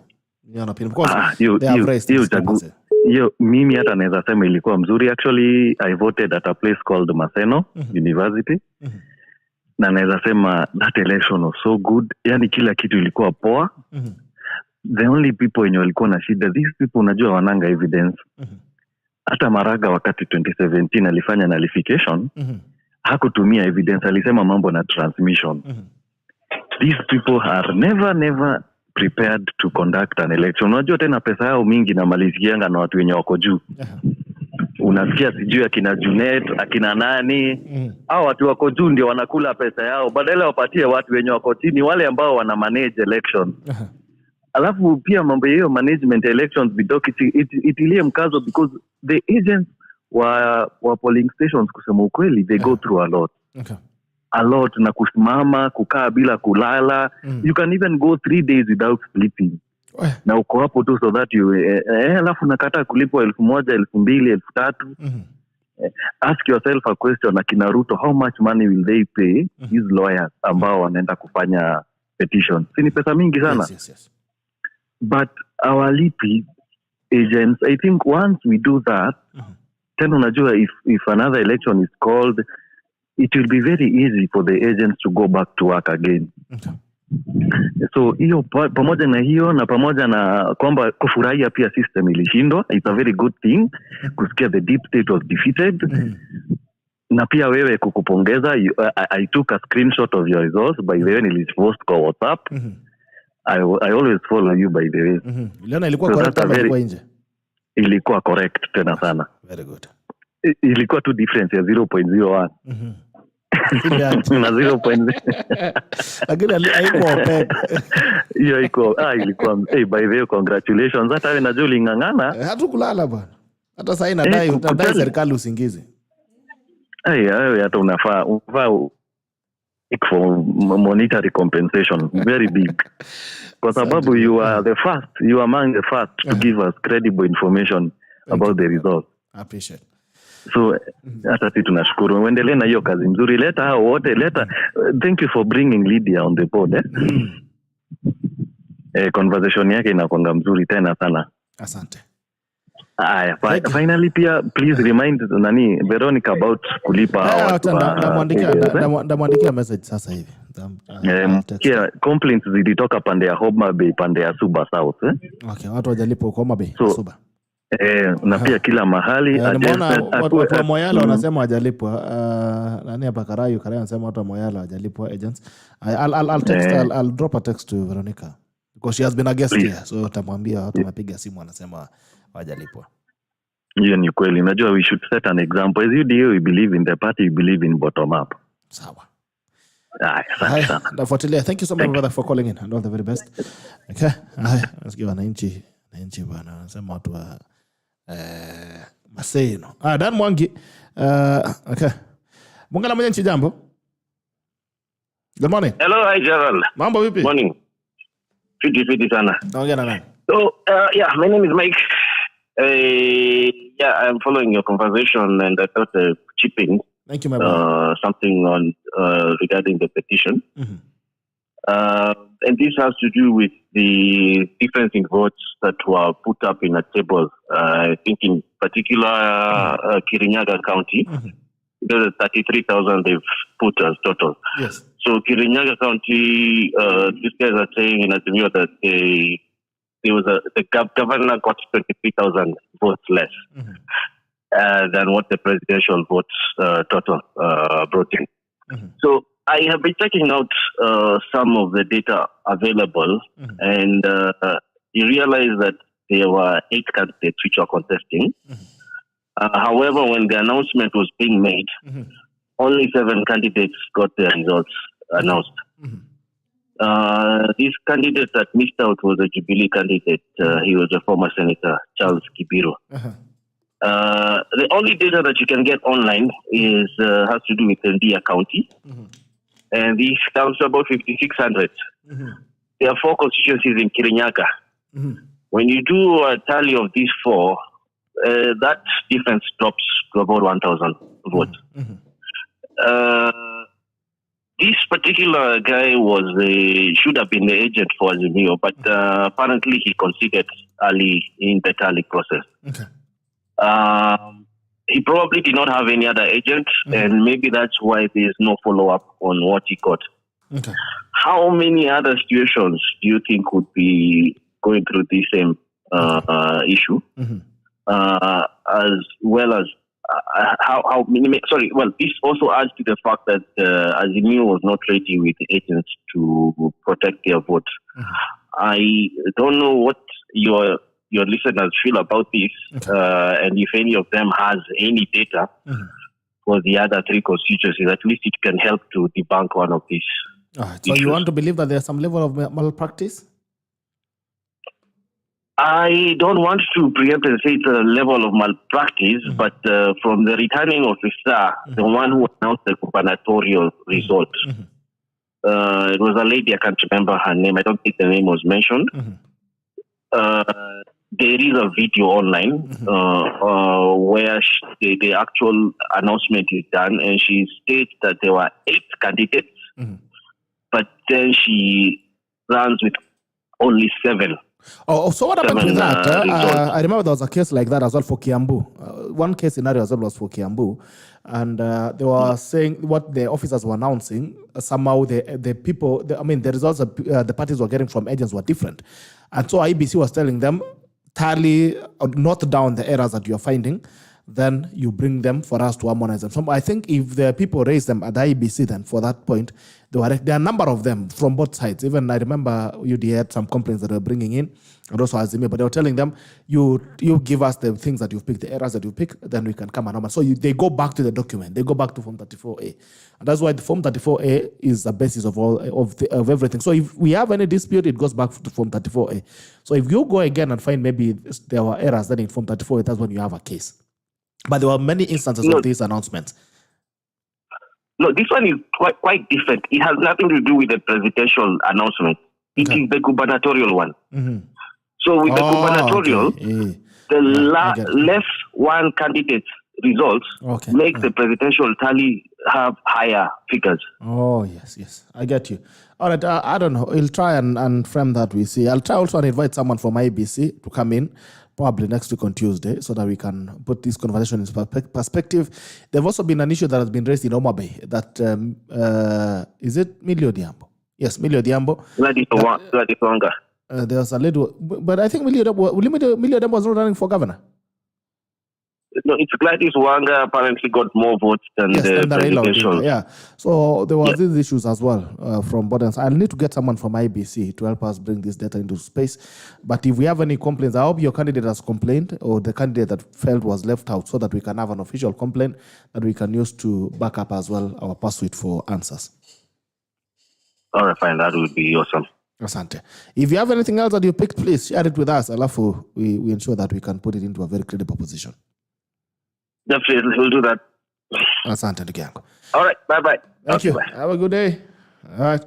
Bungala mwenye 0779-800-010 0779-800-010 0779-800-010 nambari ni 0779-800-010. Mchango wako ni upi? I'll try and get someone from IBC next week, by the way, so that we can wrap up this conversation. Tusikie mambo ya kotini kwanza inaenda vipi, the filing, what happens, then we see what we can do. I'm seeing Odede is in. Masha Odede, good morning. Good morning, Gerald. How are you, sir? Good. Good to hear from you. How are you? I'm fine. Say hi to Lydia. Lydia, unasalimiwa na Masha Odede. Jambo. Yeah, I just have something I need to share. And this is on the conversation that is going on. Yes. You know, I feel as a country, if we are going to have a conversation around electoral justice and trying to do away with electoral malpractice, it is not possible to have the same conversation in the space where we are talking about, Azimio or Raila didn't have agent. Who said if I don't have agent, then it is a good certificate for me to be stolen? I mean, it is like we are accepting or we are saying in our laws and every other thing, it is accepted to be stolen from as long as you don't have agent.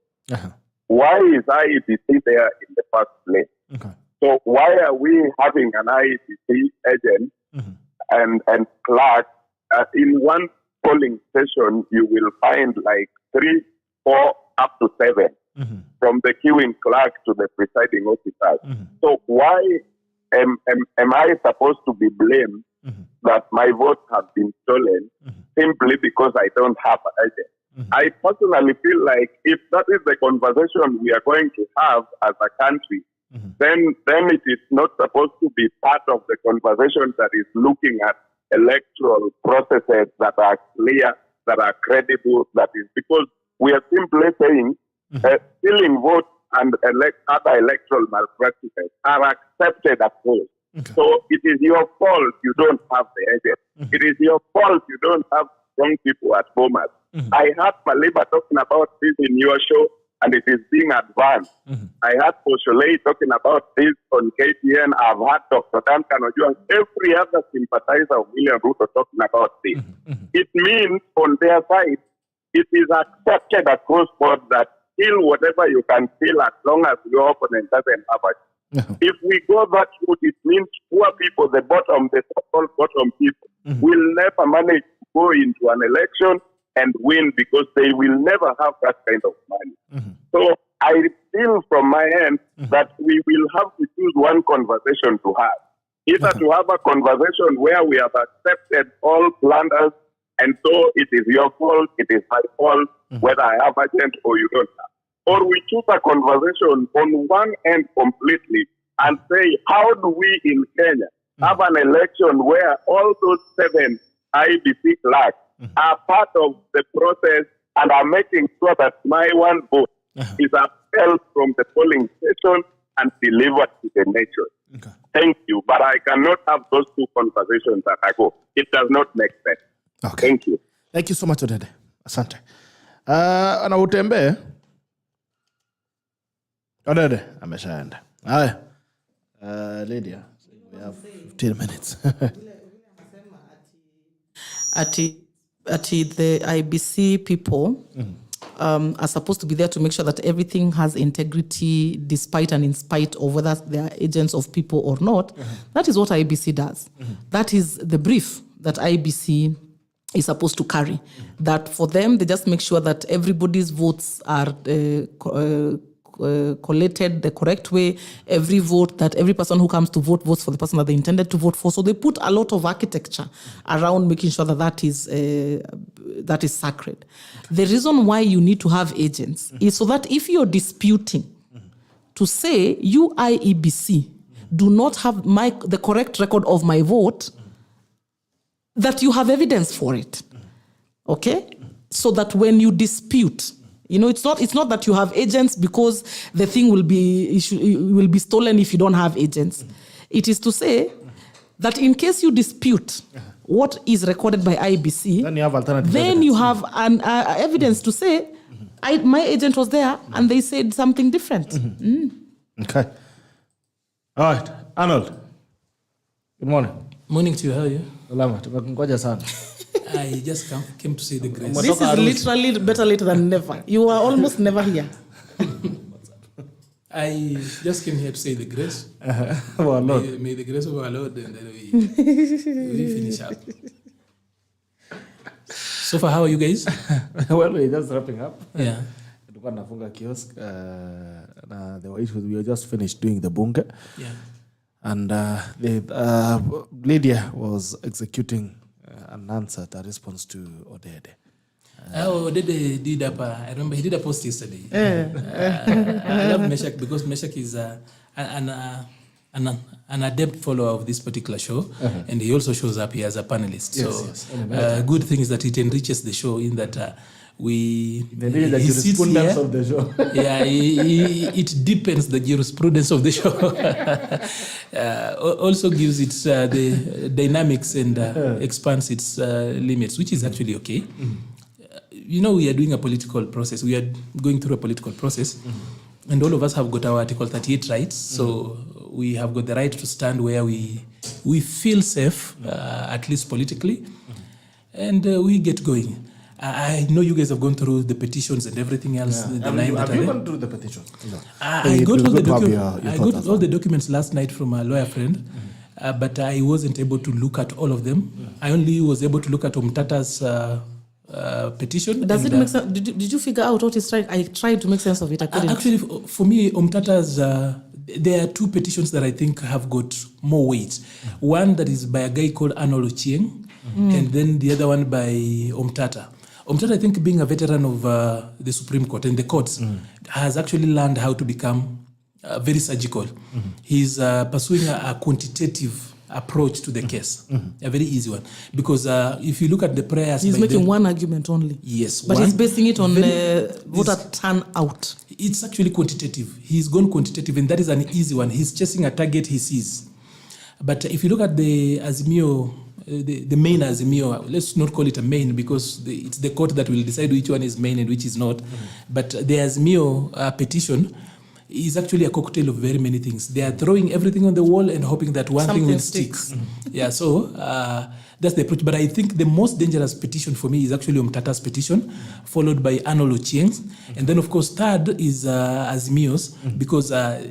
they have been shy to actually just go out on Article Section 80 of the Elections Act vis-a-vis 140 of the Constitution. Of course, the two of them coming against each other, and then, of course, looking at which one is weightier. So it could be too early for us to judge how the petitions will turn out, but we can tell where it's going. I think anyone with a quantitative case, since the last case, the last ruling was qualitative with Maraga, I think that this particular time we could easily go quantitative because a lot of qualitative issues were taken care of because IEBC was using the last ruling, just ticking boxes as they move down. So I think any ruling that can actually shift the dynamics of this election has to be quantitative. Okay. So looking at the numbers and stuff, unfortunately for Article 140, it gives the Supreme Court only two options, either nullify or uphold. Okay. But now these are the guys I've seen Azimio have sneaked in Section 8 of the Elections Act that gives a court of law the power to declare somebody. Yeah, so they've got a cocktail of very many things. I don't know how that turns out, but I do not still feel that we have got a threshold that is sufficient for us to probably change the fate of this particular election. Also, it's important to actually tell the Supreme Court to choose the Republic. It's important that they choose the nation. They are a political court. Yes. This is what I know. That whatever way they rule, for one of those actors, it will not change the course of the elections. Using 2017 as an example, if the Supreme Court rules against Azimio's petition, they will say the Supreme Court was bribed. It was pocketed and everything else. You can literally tell that is where they will go. If the Supreme Court gives them the go-ahead for a rerun, I foresee a situation where ODM will ensure that we don't have elections if we listen to them or cause a stalemate because already the prayers they are making are actually very difficult. It is impossible for us to have a new IEBC under 90 days, yet the constitutional timelines for a rerun is only 60 days. It is also not possible to do a forensic audit within that particular time frame, look at the procurement, do fresh procurement and everything else within 60 days, and have a ready-to-go commission. So it's going to take a bit of time, and I think that's where they want to lead us. They want to lead us to another BBI scenario, and the BBI scenario is just a handshake scenario. So whatever way it goes, I can tell you 100%. You can actually draw and say this is how they will actually. It's predictable. They will want to actually just push us into a constitutional conundrum. We stay there and we don't move on. So if I were arguing before a court of law, I would actually ask the Supreme Court to actually just uphold this particular election.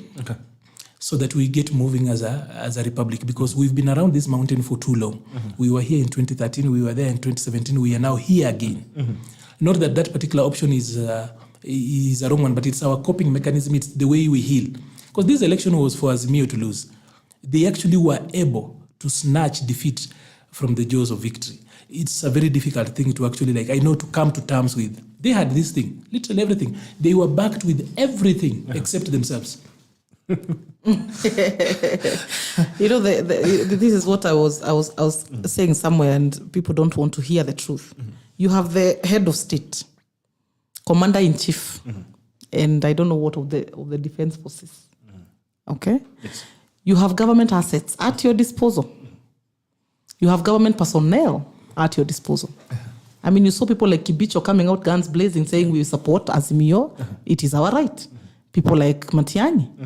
So you have the staff, you have the assets, you have the vehicles, you have the choppers, you have everything.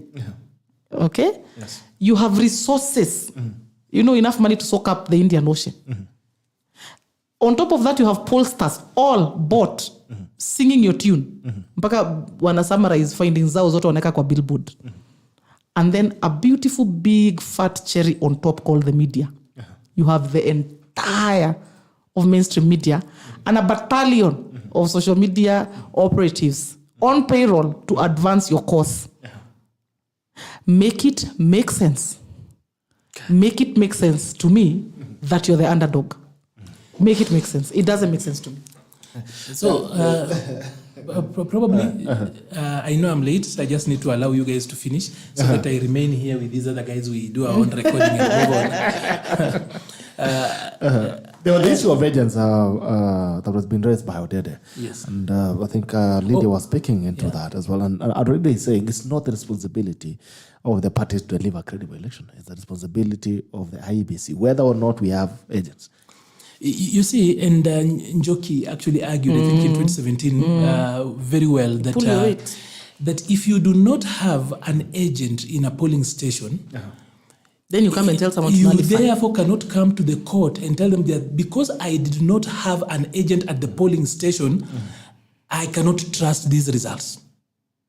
So as in that is oxymoronic in that you do not want to believe the results because your agent wasn't there. They didn't sign against it, they weren't there, and therefore you ask the court to nullify these results because you did not have an agent and that it was. So IEBC cannot be both. You don't send them again. IEBC cannot be the judge and the watchman at the same time. They can't do both sides. They will do their bit. If you have got an issue with them, it's for you to actually come back and ensure that it works out. You see, we cannot excuse such like incompetencies.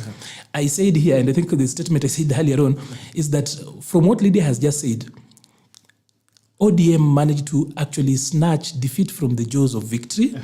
They had everything backing them: the wind, the weather, government, God, everything. Even the devil was supporting Azimio to win this election, except themselves. They are the only ones who didn't believe or were not ready to actually win this thing. Otherwise, everyone knew.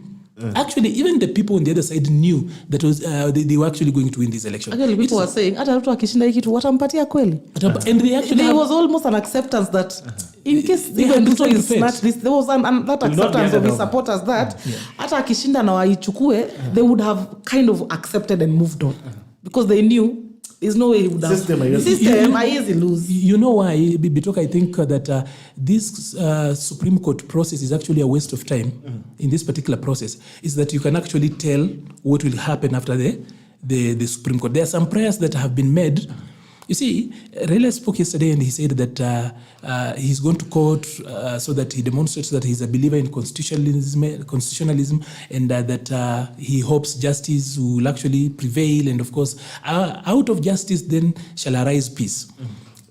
But then we know that in 2013, when the Mutunga court ruled against him, he called them Koti Bandia. In 2017, even when the court gave him a favorable ruling, he refused to go to a rerun. He made some extrajudicial demands. When I call them extrajudicial, is that they were not part and parcel of what they asked. But he went on to ask. This time around, they've actually included those asks in their petition. Some of those asks are difficult to meet within that time frame. But do you think they don't know? They know very well. But they just want to ensure that if the court was to grant those asks as they have actually been presented, I tell you, we will not have an election. So if you listen to them and what they are pitching, is simply to ensure that we are in a stalemate. And that is why for me, I will actually, since the Supreme Court is actually a political court, ask them to choose the nation over the players. Because we are going to be around this mountain for very long. We will not get around this for 40 years. As in, we also have got our version of 40 years around this particular mountain. Maliba, and this thing you said is what I think this generation of politicians. Yeah. Okay? They need to go. Yeah. We need to kufagia wote bitoka. Yeah. Because they hold this country in trust of us, and we need to hold it in trust of our children. We are the people. They are destroying our country as they jostle for power, which they know they've lost. They are playing games. Okay? This thing of even this Kinacherera and squad, it was just a trump card.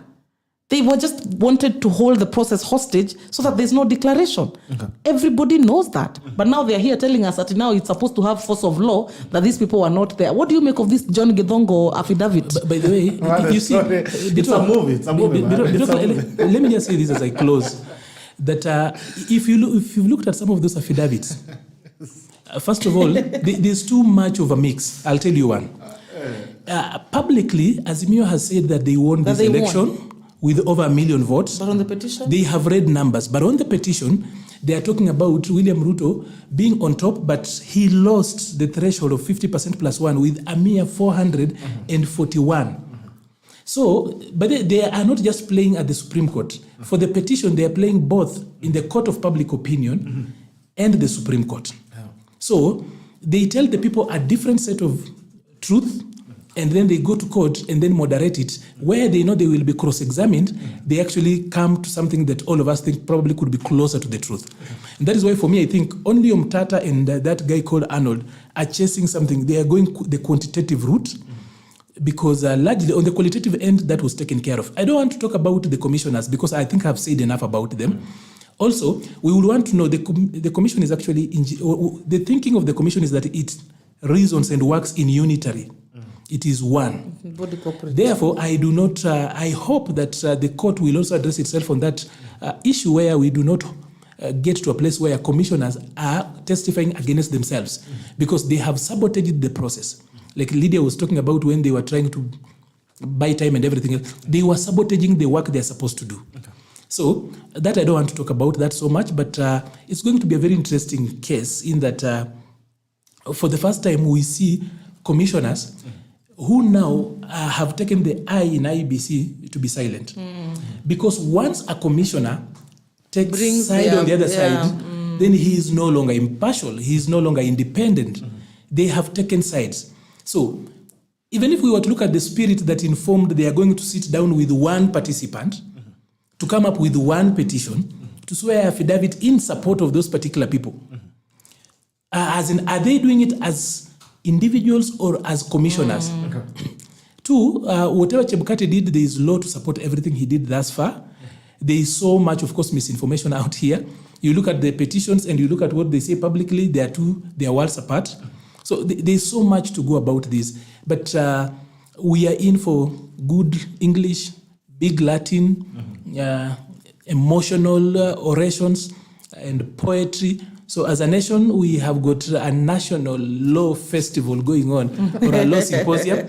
We should also be looking forward to it. Our very own drama. I can't wait. Yeah. Well, I hope PLO is in online this time. PLO Lumumba. I hope he's part of it. I want to hear about you being given an opportunity to strangle the baby. I don't know why PLO. Why does PLO not play in this league? He seems to said when it comes to these petitions, he should stand with the people, even just as an amicus. Because I find it's brilliant. Because law is quite a field, and not everybody is into litigation. Others are into conveyancing. Others But he's are into a litigating lawyer. He does, yes, but he did litigation.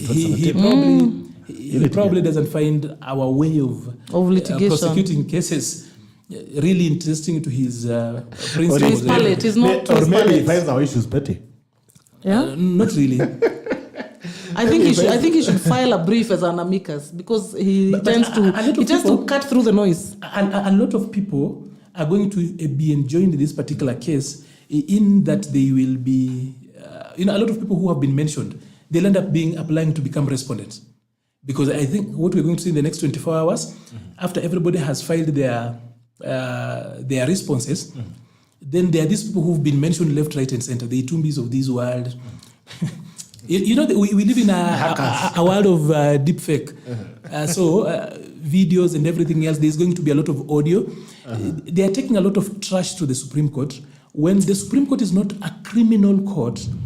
And some of these things will actually be sent elsewhere. Of course, as they consolidate, after 48 hours, I think we will see the Supreme Court attempt to consolidate all the cases, see what can actually be administered, because 14 days is just a very small, this is not a trial case where you are a trial court where we are going to have guys looking at who said what. Shocked to see a prayer by Azimio saying that they want the Supreme Court to instruct or to allow the DCI to investigate a laptop that was, I think, grabbed from an agent. And I'm like, my God, where do we even start with the issues of lawful acquisition of evidence?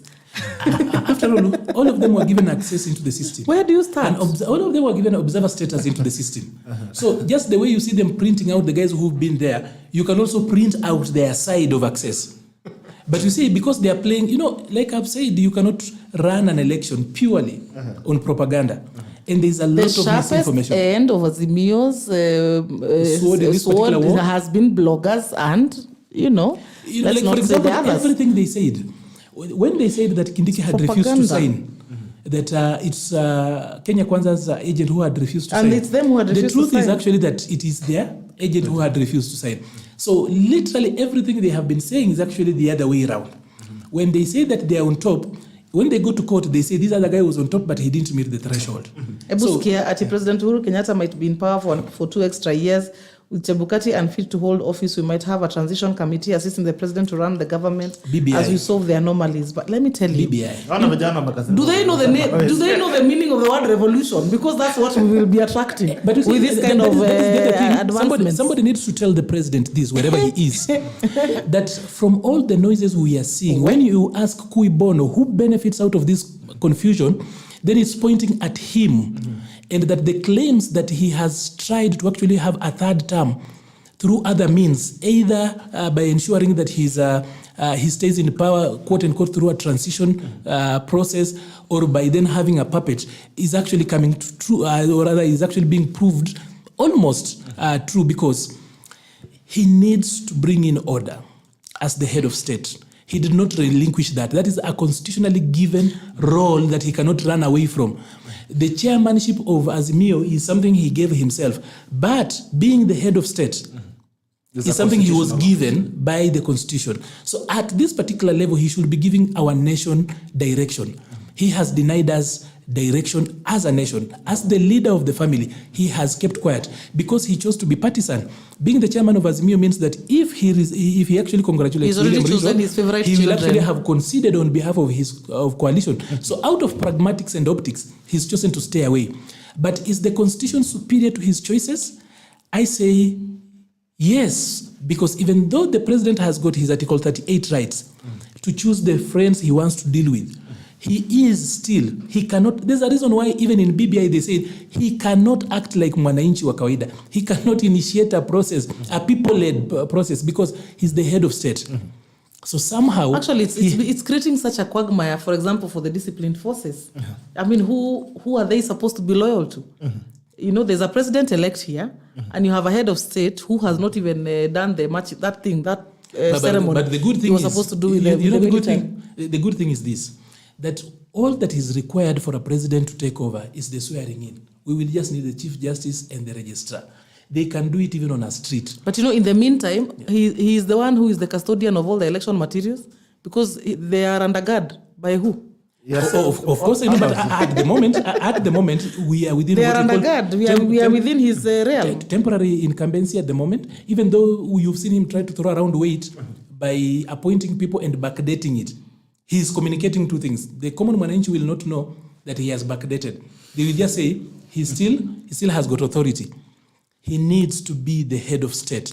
He needs to choose leadership. If he really truly loves this country, he needs to relinquish the chairmanship of Azimio to somebody else, so that then he takes on the act of being the head of state. But the eating humble pie does not reduce him. He's a man who's lost elections before. Not once, not twice. He's watching weight. Why do you want him to eat the pie? He should actually just relinquish that particular bit, even if it's temporarily, so that he acts as a president, as the head of state. You know why? Because at the moment, we actually have been left in limbo as a nation. And as much as we want to pretend that we don't care about him, we really care, because he is still the head of state. Even as an incumbent president, he is still the head of state. He needs to do the honorable thing. Give somebody else, even if it's to call me and just give me the chairmanship of Azimio, I wouldn't mind, just for a few weeks. Of course, nitanyorosha hiyo place kabisa, because there's a lot of nonsense around that place. Nitanyorosha, and if there is a reason, hawezi kubali wewe karibia hapo sasa. I know what sasa hizi unajua Some you are smelling like nimeitwa mall na kila kitu.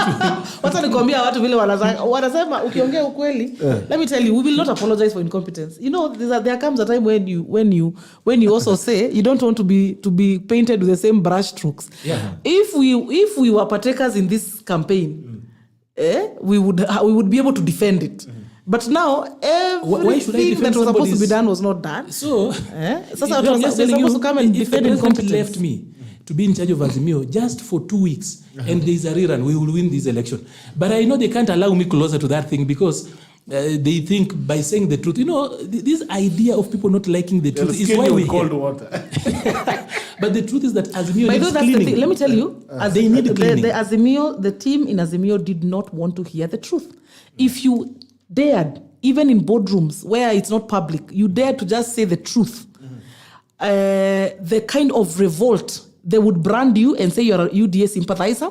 and they would excommunicate you from their meetings because they were allergic to the truth. They just wanted people who were saying affirmative and positive things to them, and anything that was even remotely not celebrating the whatever shenanigans were happening would be branded as wewe ni UDA mole, wewe ni UDA sympathizer, alafu sasa wanaku ostracize. And for some of us, there's a part of us that's just like, we told you so. We told you so. And when you say that, they tell you this is the wrong timing. The wrong timing when we are going to a rerun, really. There's a possibility that we're going to a rerun. We cannot go to a rerun. Just the same way Baba says that he cannot go to a rerun with the Chebukati. We also cannot go to a rerun. Azimio cannot go to a rerun with the same team of the people who took us to this mess. There must be house cleaning. If they don't do that, by the way, we will end up with the same results, and then we will kill our people with a lot of mourning. People are so disturbed out here. Tumeshinda hatujashinda. There is hope. Sasa jana walileta trailer mzima ya hope. Lorry one. And inside it was empty. But you see that lorry. Did you see when it was open? It was empty. It's a truckload. It had 3 boxes inside. They could have come with a wheelbarrow. It's a truckload of hope. But we all know that hope is not a strategy. And you know, that truck you saw is actually just fresh tears loading. It's been presented as hope. But properly, after 14 days, you will see fresh tears coming out of that lorry. You will just realize. So, if we cannot go to elections with Chebukati and his team, we cannot go back to a rerun with the same team in Azimio that snatched victory from the jaws, or rather snatched defeat from the jaws of victory. We can't go back that way. Anyway, this is the difficult conversation, leader, we need to have. Do you know that all this noise we are having is actually a generational handover? It's difficult. Okay. It's a birthing process. It's a birthing process. We are coming to birth. And we must actually realize that we are at a watershed moment as a country. The millennials must stop thinking that they are the young people of this country and know that they are the people of this country. Because Generation Zers behind you are actually active. There are already a number of them are adults. Millennials now, you are the people of this country. The highest number of voters in this particular election were millennials. Sasa nyinyi sio vijana wa You know, I told people, you keep saying that youth are not many. There's a group of people you're missing. Yes. The older millennials, they watawapiga kiboko. So it's now a birthing process. Millennials are now the majority in the parliament. Millennials are the majority in county assemblies. Almost half the governors are millennials. So you are no longer the young people of this country. You are the people of this country. And even as we weep for Raila, I will actually tell you, I will repeat Raila's word. Do not weep for him. He said, do not weep for me. Weep for your children. Actually, in this particular election, we need to tell millennials, stop pretending like you are weeping for Raila's loss. Weep for yourselves, because you are not prepared to take over the country. You are still pointing fingers elsewhere. You act like a people who do not know where you are going.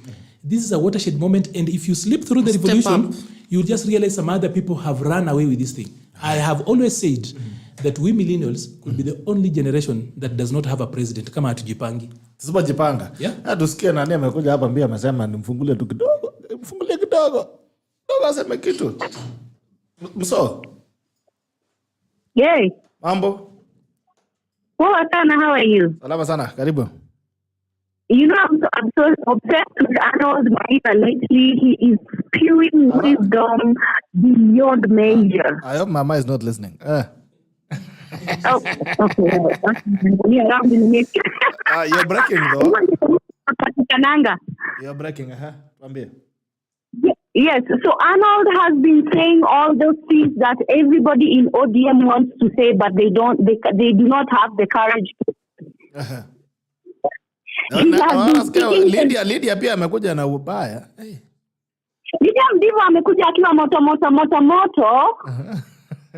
But naangalia Arnold nasema ati walai Arnold apewe extra security kwa sababu anasema ile ukweli ilianza 2013. Nimemwandikia security mrefu hapa sana.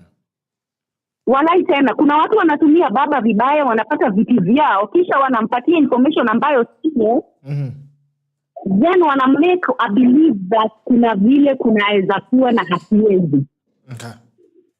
Because right now the argument is we should use the spoil to vote. If we haven't used spoil to vote in the last 2 election cycles, Like, really, why are we manipulating this guy? He's 77 years old. Then I told you my dad is around that age and he's able to, I know how it is when he's there. He's being manipulated. Why are they doing this to Raila? I do agree with Arnold that it's about time we agree that Raila's age was the 90s. Beyond the 90s and the early 2000s, that is where was totally done for, and he should be awarded the position of a statesman and given state security and state spoils, and we should stop manipulating him and using him for our political endeavors. That is what the guys in Azimio have been doing. Okay. They know he is not going to rise to top job. They know that at this point where we are at, even the case we have in court, in fact, if you look at the case that Moses Kuria has filed against Ole Kanchori and Ole Damu, Yes. Ole Kina, sorry. Now, it means that indeed, even if the court has something to do, they also have a case to ask about causing chaos and subverting the will of the people and subverting the constitutional situation. Like, that was a constitutional duty that the Bukati was doing, and those people tried to subvert that. So even if we have a case, even if indeed they have some anomalies that happened with the election, I do agree with Arnold and say that indeed so far we are so messed, and the whole situation is in such shambles that we cannot be able to decipher A from B. Okay. So my point is, where we are at, can we just bring people together? Agree that the Raila of 1992 is no longer there.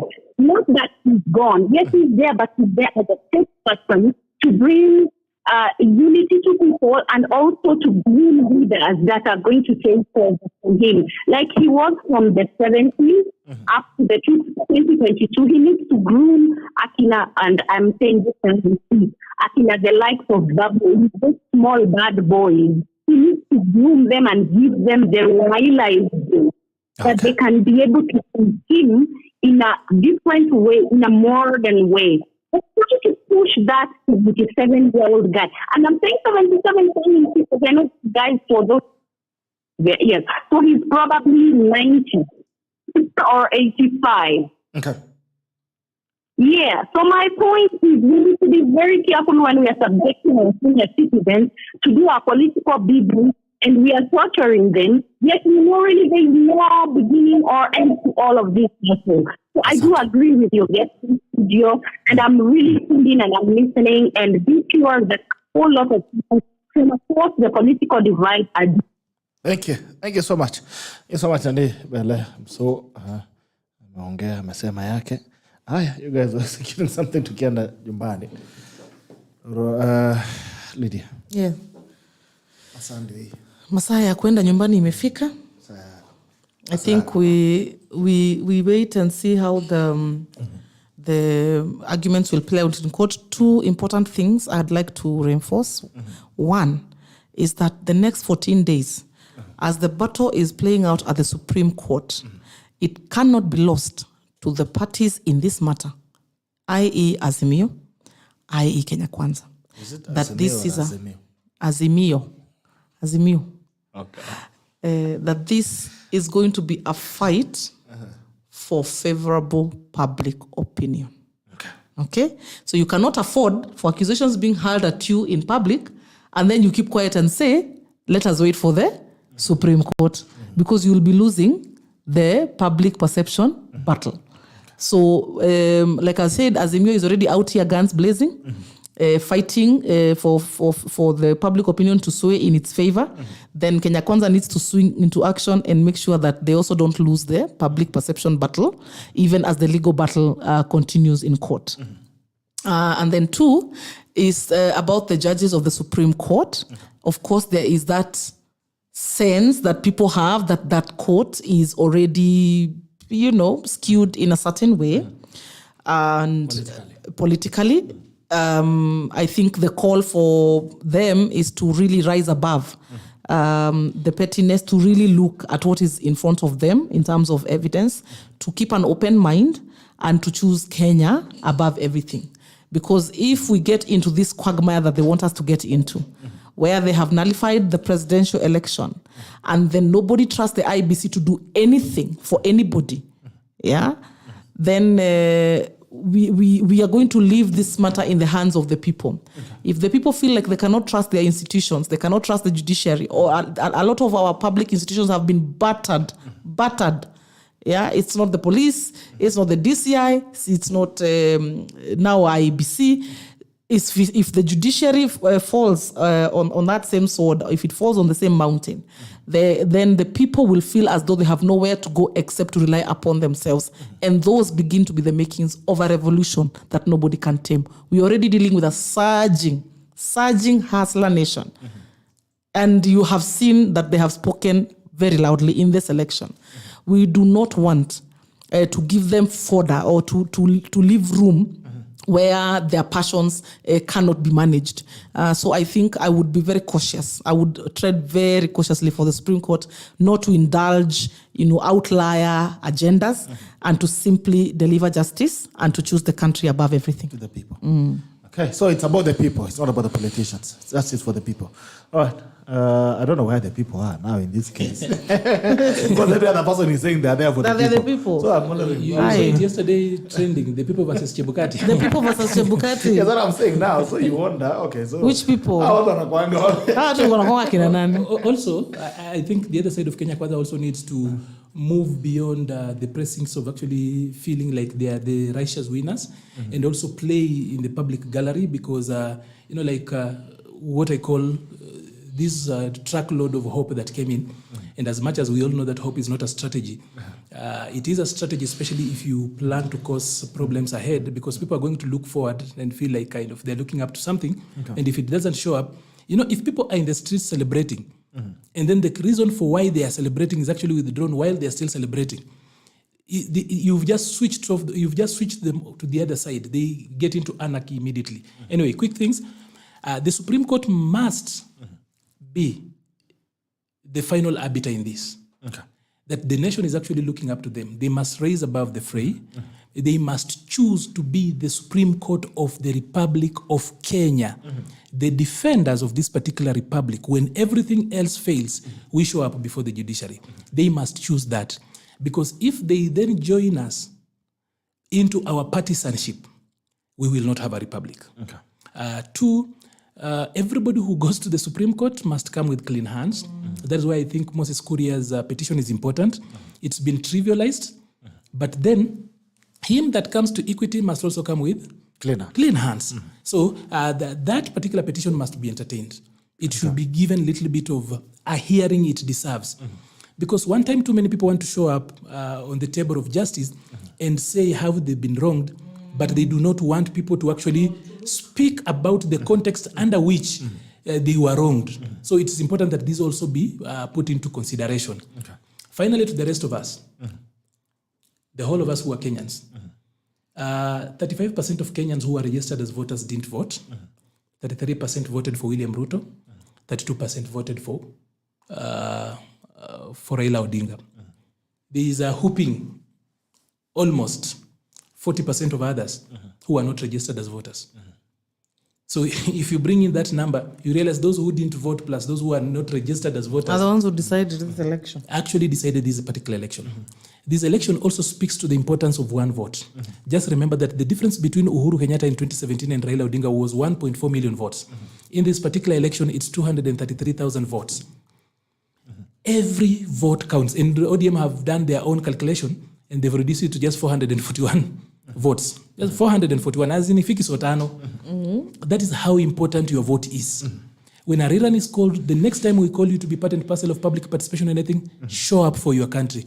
But over and above, we cannot go to war for a people. We have got we have got the Supreme Court. We have got IEBC to decide for this. We cannot do the fighting when we have got soldiers. Just imagine if a country is threatening to fight us. And then KDF calls us to go and fight. KDF says, let us go, send civilians to go there.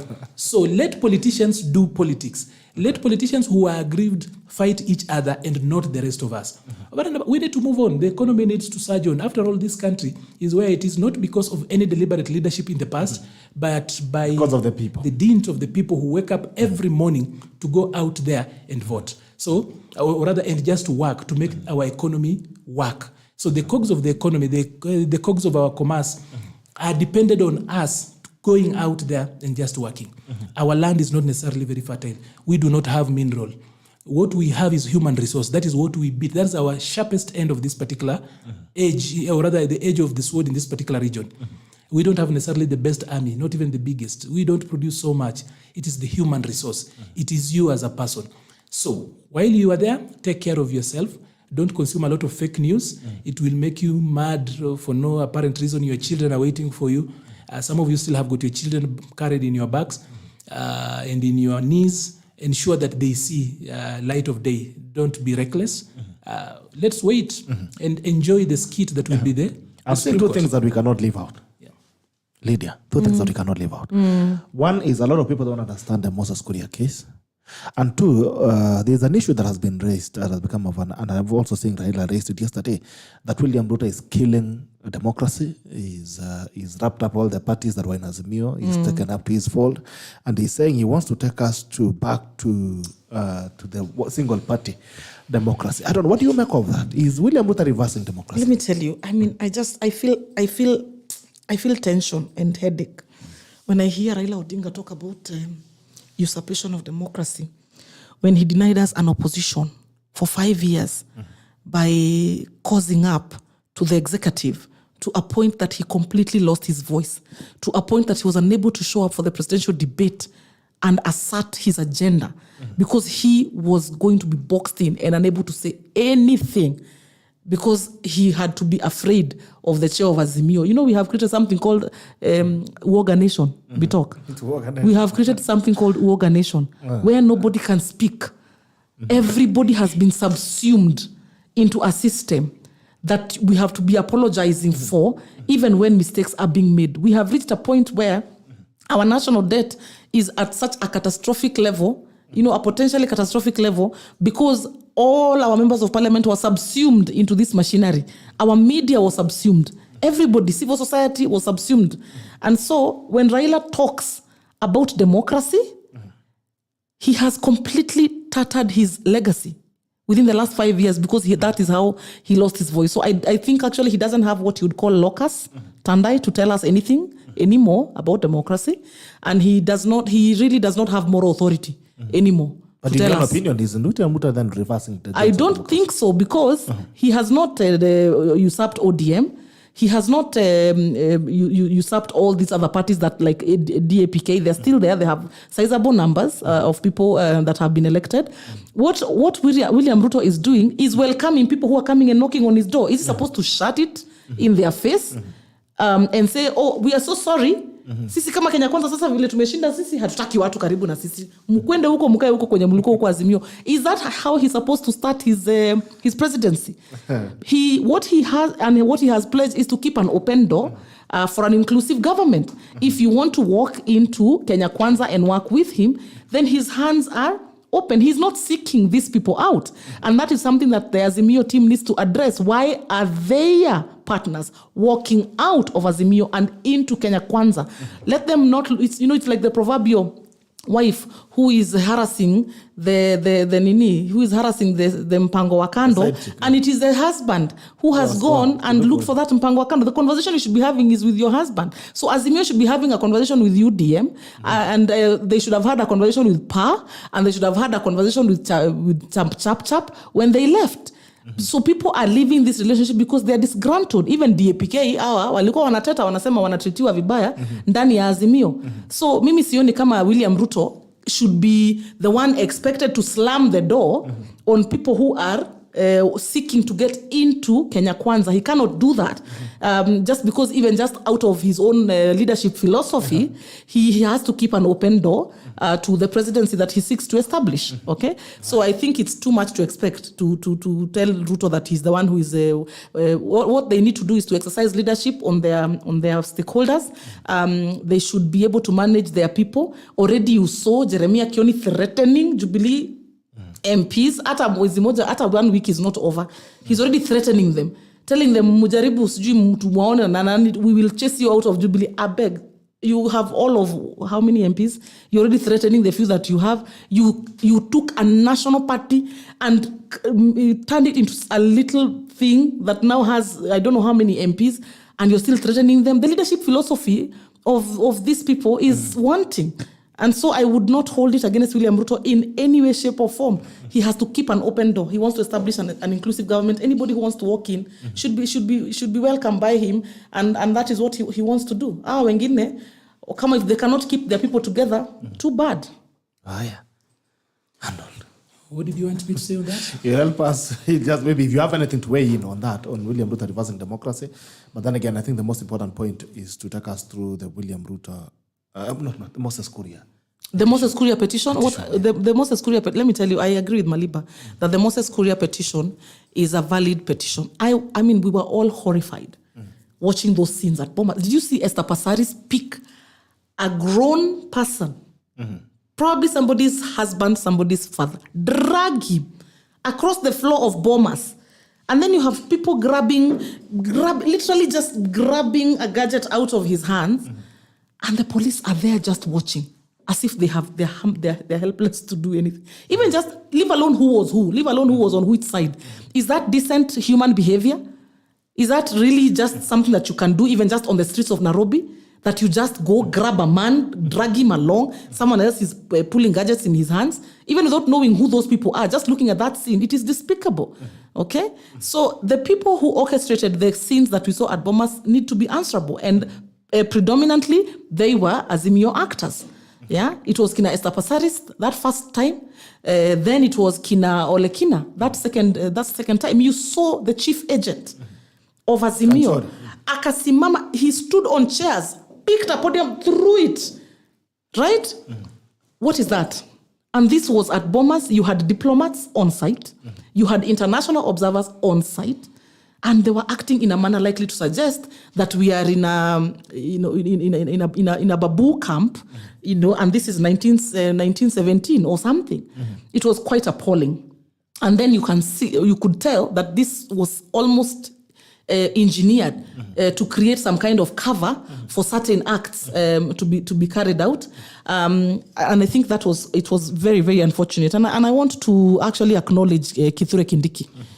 Kithure Kindiki was very firm with his team. Yes. Yeah, he was very firm with his team, and even when the passions of the UDA squad were being ignited, he was telling them, "You have to stop yourself, control yourself, sit down right now." And he was able to keep his troops in order. Now on this other side, you have the principal presidential agent.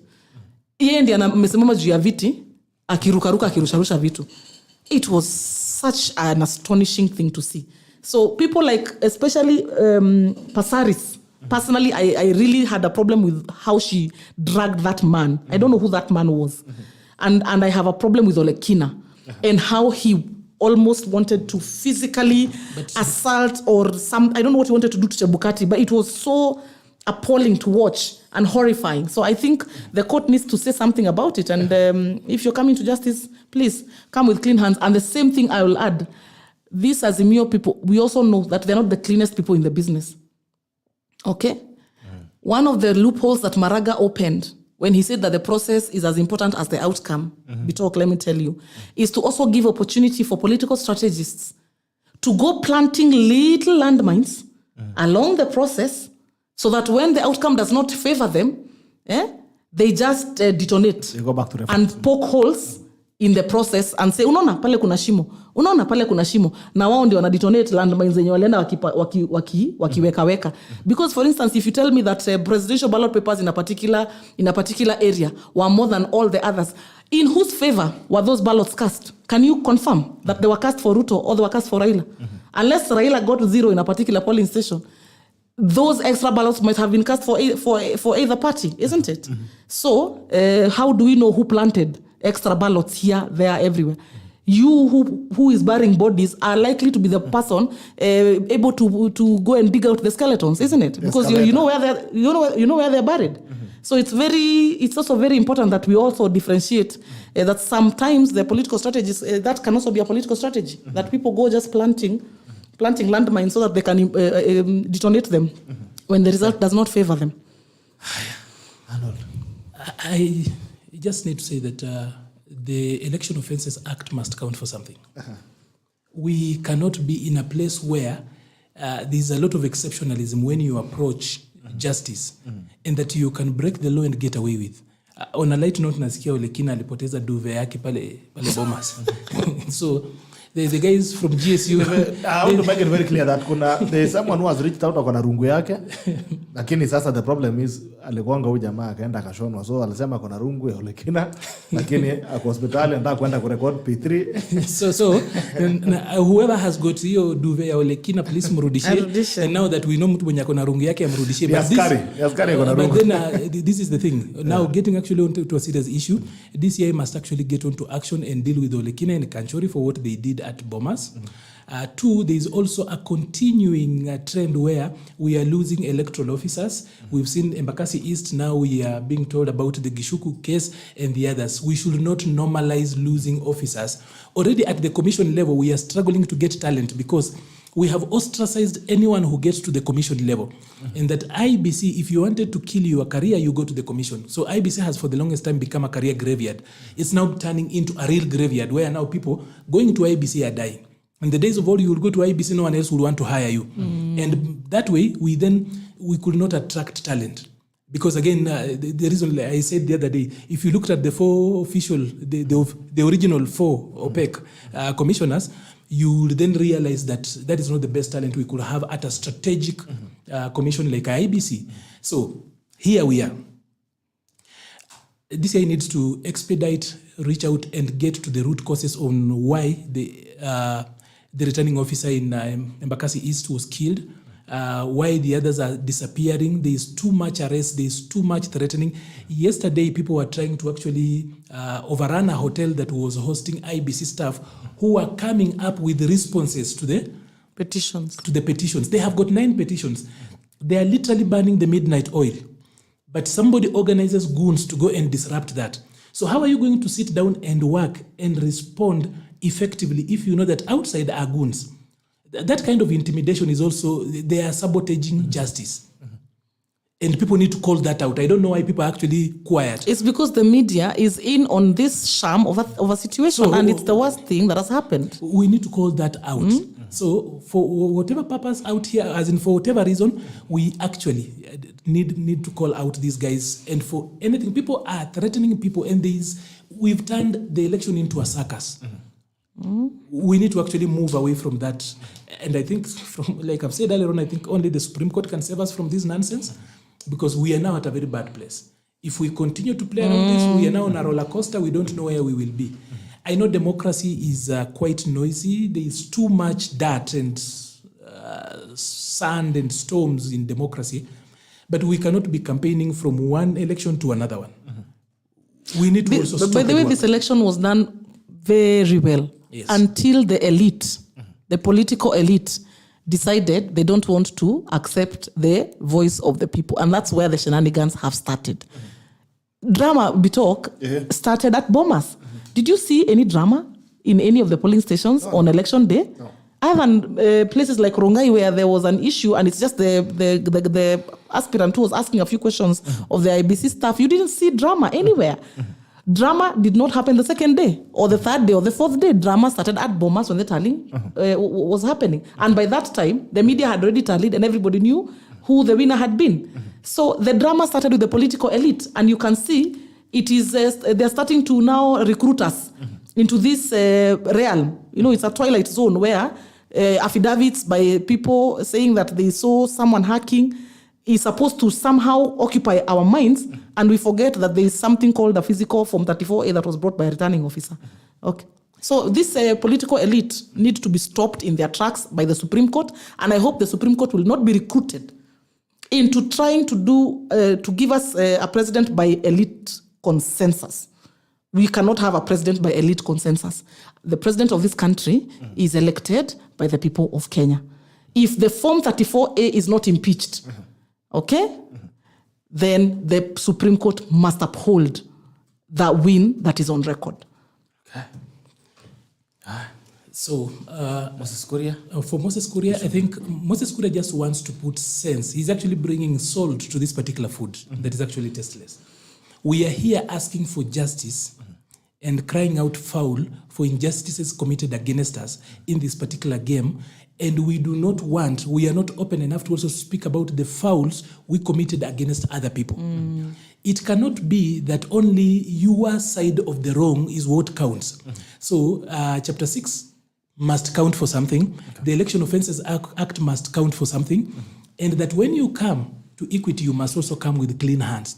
Otherwise, you cannot be a beneficiary. You remember that argument that you cannot kill your mother or your parents and then go before the court of law and tell them I am an orphan.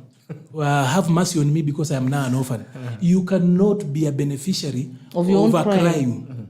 Your own, as in the court of law cannot actually just grant you that. So that is where Moses Kuria's petition actually finds weight and actually alloc us in this particular process. It should not be treated lightly. We should not look away from it, and we should not trivialize it. It's speaking to the same way. There's the same way Azimio feels like their election was actually stolen. It is the same way those who have been injured, hurt through that particular process also feel. So their rights are not necessarily higher than other people's rights. Absolutely. So the Article 38 rights are not higher. They are not somehow superior to how I should also be enjoying mine. The other bit of it is that the court also needs to defend people who are serving in IEBC. We now have got guys who have ganged up. The petitions are all ganged up against the person of Chebukati. Who's going to do anything? If we are going to be chasing around public officers, we are intimidating them. They can't do anything. So, is law a suggestion? Do we put law in place and then we turn it into a suggestion? It cannot be a suggestion that if you comply to it and it's against me, then you become an enemy. So Moses Kuria's petition actually could look like it's an outlier, but actually brings to question a lot of these petitions, why they are even here. Moses Kuria's petition is actually asking the question, why are we even here in the first place? How did we get here? How did we get here in the first place? Okay. So if you're showing up here, also come with clean hands. What did I want to say that I've almost forgotten? I just wanted to talk about, I need to go back to the generation succession bit of it. As we go. The last submission. As we go. That's the last submission. I have said I thought we have closed like 4 times now. I've said this before. Unajua nasemanga nikisema ya mwisho. I have said this Sasa ya mwisho kabisa. We are like preachers. Mwisho sasa ya ukweli. Finally, brethren. Finally. Yeah, so I need to say this. I want to liken William Ruto to Julius Caesar. I've said this before, even here and on other platforms. You can actually look at the cast. He's almost a silhouette of Julius Caesar. That before him, there was a way, there was an order. And after him, that order, the republic had become an empire and things could not just go back. Even when he had the 3 stabs. It's not necessarily because we want to, we are saying that he's a messiah of sorts. We need to move away from the messiah concept. But this particular season where we are in, we must actually see things for what they are. That before William Ruto, it was impossible for any other person like you and I to win a presidency. I know, and it was even difficult for some people who are dynasties themselves. To even think, imagine, just imagining. It was difficult. I mean, but for him, old is the governor of Nairobi, and he's not Kikuyu. Yeah, so look at it. William Ruto has never lost an election. I want us to draw lessons. I know people are so angry and we are so impassionated. But if you are into leadership elsewhere, you are into management anywhere, you probably are thinking of getting into politics. Probably you need to study William Ruto. There's a reason why people are debriefed when you come from war. So that some assumptions are not left to go on. Some lessons are learned. Before we let you go home, we must debrief you. So for all of us, even as we heal, we've got different ways of healing. Probably it's time we stopped and then studied William Ruto. Because he's never lost an election, right? The last time he lost an election, he was with Raila, and he was also with Uhuru. Now they have teamed up to ensure that he on his own, for the first time, he's made his first attempt at the presidency, and he won. For the young people out there who are looking at the Republic, we are going into Kenya 5.0. For those guys who are looking at 6.0, for those of us who want to look at the future of Kenya, specifically around Article 43, how you frame the issues. You know, if William Ruto had actually played in Raila's way of doing politics, the Tibim, Tialala, the sloganeering else, and how Raila would have beaten Ruto blue-black. But Ruto pulled him away from that particular arena, created up a particular way of doing politics that Raila is not used to. And that is how he scrunched through, even though Raila was backed up with everything except the Azimio Secretariat and the leadership in Azimio. Everything, and everybody wanted Raila to win. Even Raila wanted to win, except the Azimio leadership. Those people just didn't want Raila to win. And I need to say this, Raila does not run for presidency so that he goes to court. It is not, Raila he doesn't put his name on the ballot so that lawyers can go to court and look brilliant there and speak big English and Latin. Raila runs so that he can capture power and administer state. That is what Raila has been trying to do for the last 5 times he's run. But the people he's walked along this journey with have been people who only hang on his coat for their own end. So that they win seats, so that they go to court and appear brilliant. So as in, we are not going to be at a place where we must actually not keep on conflating issues. There's a lot of mixing up here. Raila does not run to create jurisprudence. That really needs to be talked to his voters out there so that people heal properly. That he has been trying to run and capture state. But the people he works with, they are here now speaking very good English. They will be showing up in gowns, black ones, na nywele ya kondo, so that they speak a lot of menetekel, everywhere. That is not why Raila runs. Thank you. Now that we are at this point, we must start speaking people into accepting a post-Raila era. All right. That, I know Bitoko don't want to hear that, but we must tell our people out there that the best tool we had could not hack it in this particular battle. Can we start sharpening another knife? Can we start thinking about an era without Raila? He's done his best. No one can deny him being a statesman, right? He's done his bit. But will you answer the question? Meshach is here talking about that lack of agents should not make anyone steal your election. But is there any reason, even one in hell, why they didn't have agents? Is there any reason why they didn't have a tallying center? Is there any reason why they didn't do proper Go TV, get out the vote? Is there any reason why they didn't just manage stakeholders properly? What is this reason? Maswali. There's none. Okay. If you are from Azimio and you've had Arnold, then you have to answer that question. Someone said yesterday that Raila is good for jurisprudence. It's been a pleasure having you. Thank you so much, Lydia, for coming in. Thank you so much, Bito, for having me. Thanks for always coming in as well. And thanks for the viewers who have stuck with us again this morning. Until tomorrow on the Siasa Wednesday, we want to say bye-bye. But before you go, we still want to remind you that we're giving you an opportunity to start off your content career and giving you 1 month trial period to use our studios. Mwezi moja. We want to see, I would like to see more people realizing their dreams. No dream should die. Every dream should get an opportunity to come alive. So if you have always had this beautiful idea, or you want to do content, you don't have to be perfect, but you have to have a will to start. Then we are giving you an opportunity to start off. You can call in the number on the screen, 077-767-115, talk to Steve, book your appointment. Then you come in, we have a conversation, and we see how you can start off. This is the tackle, and it ends now. Bye-bye.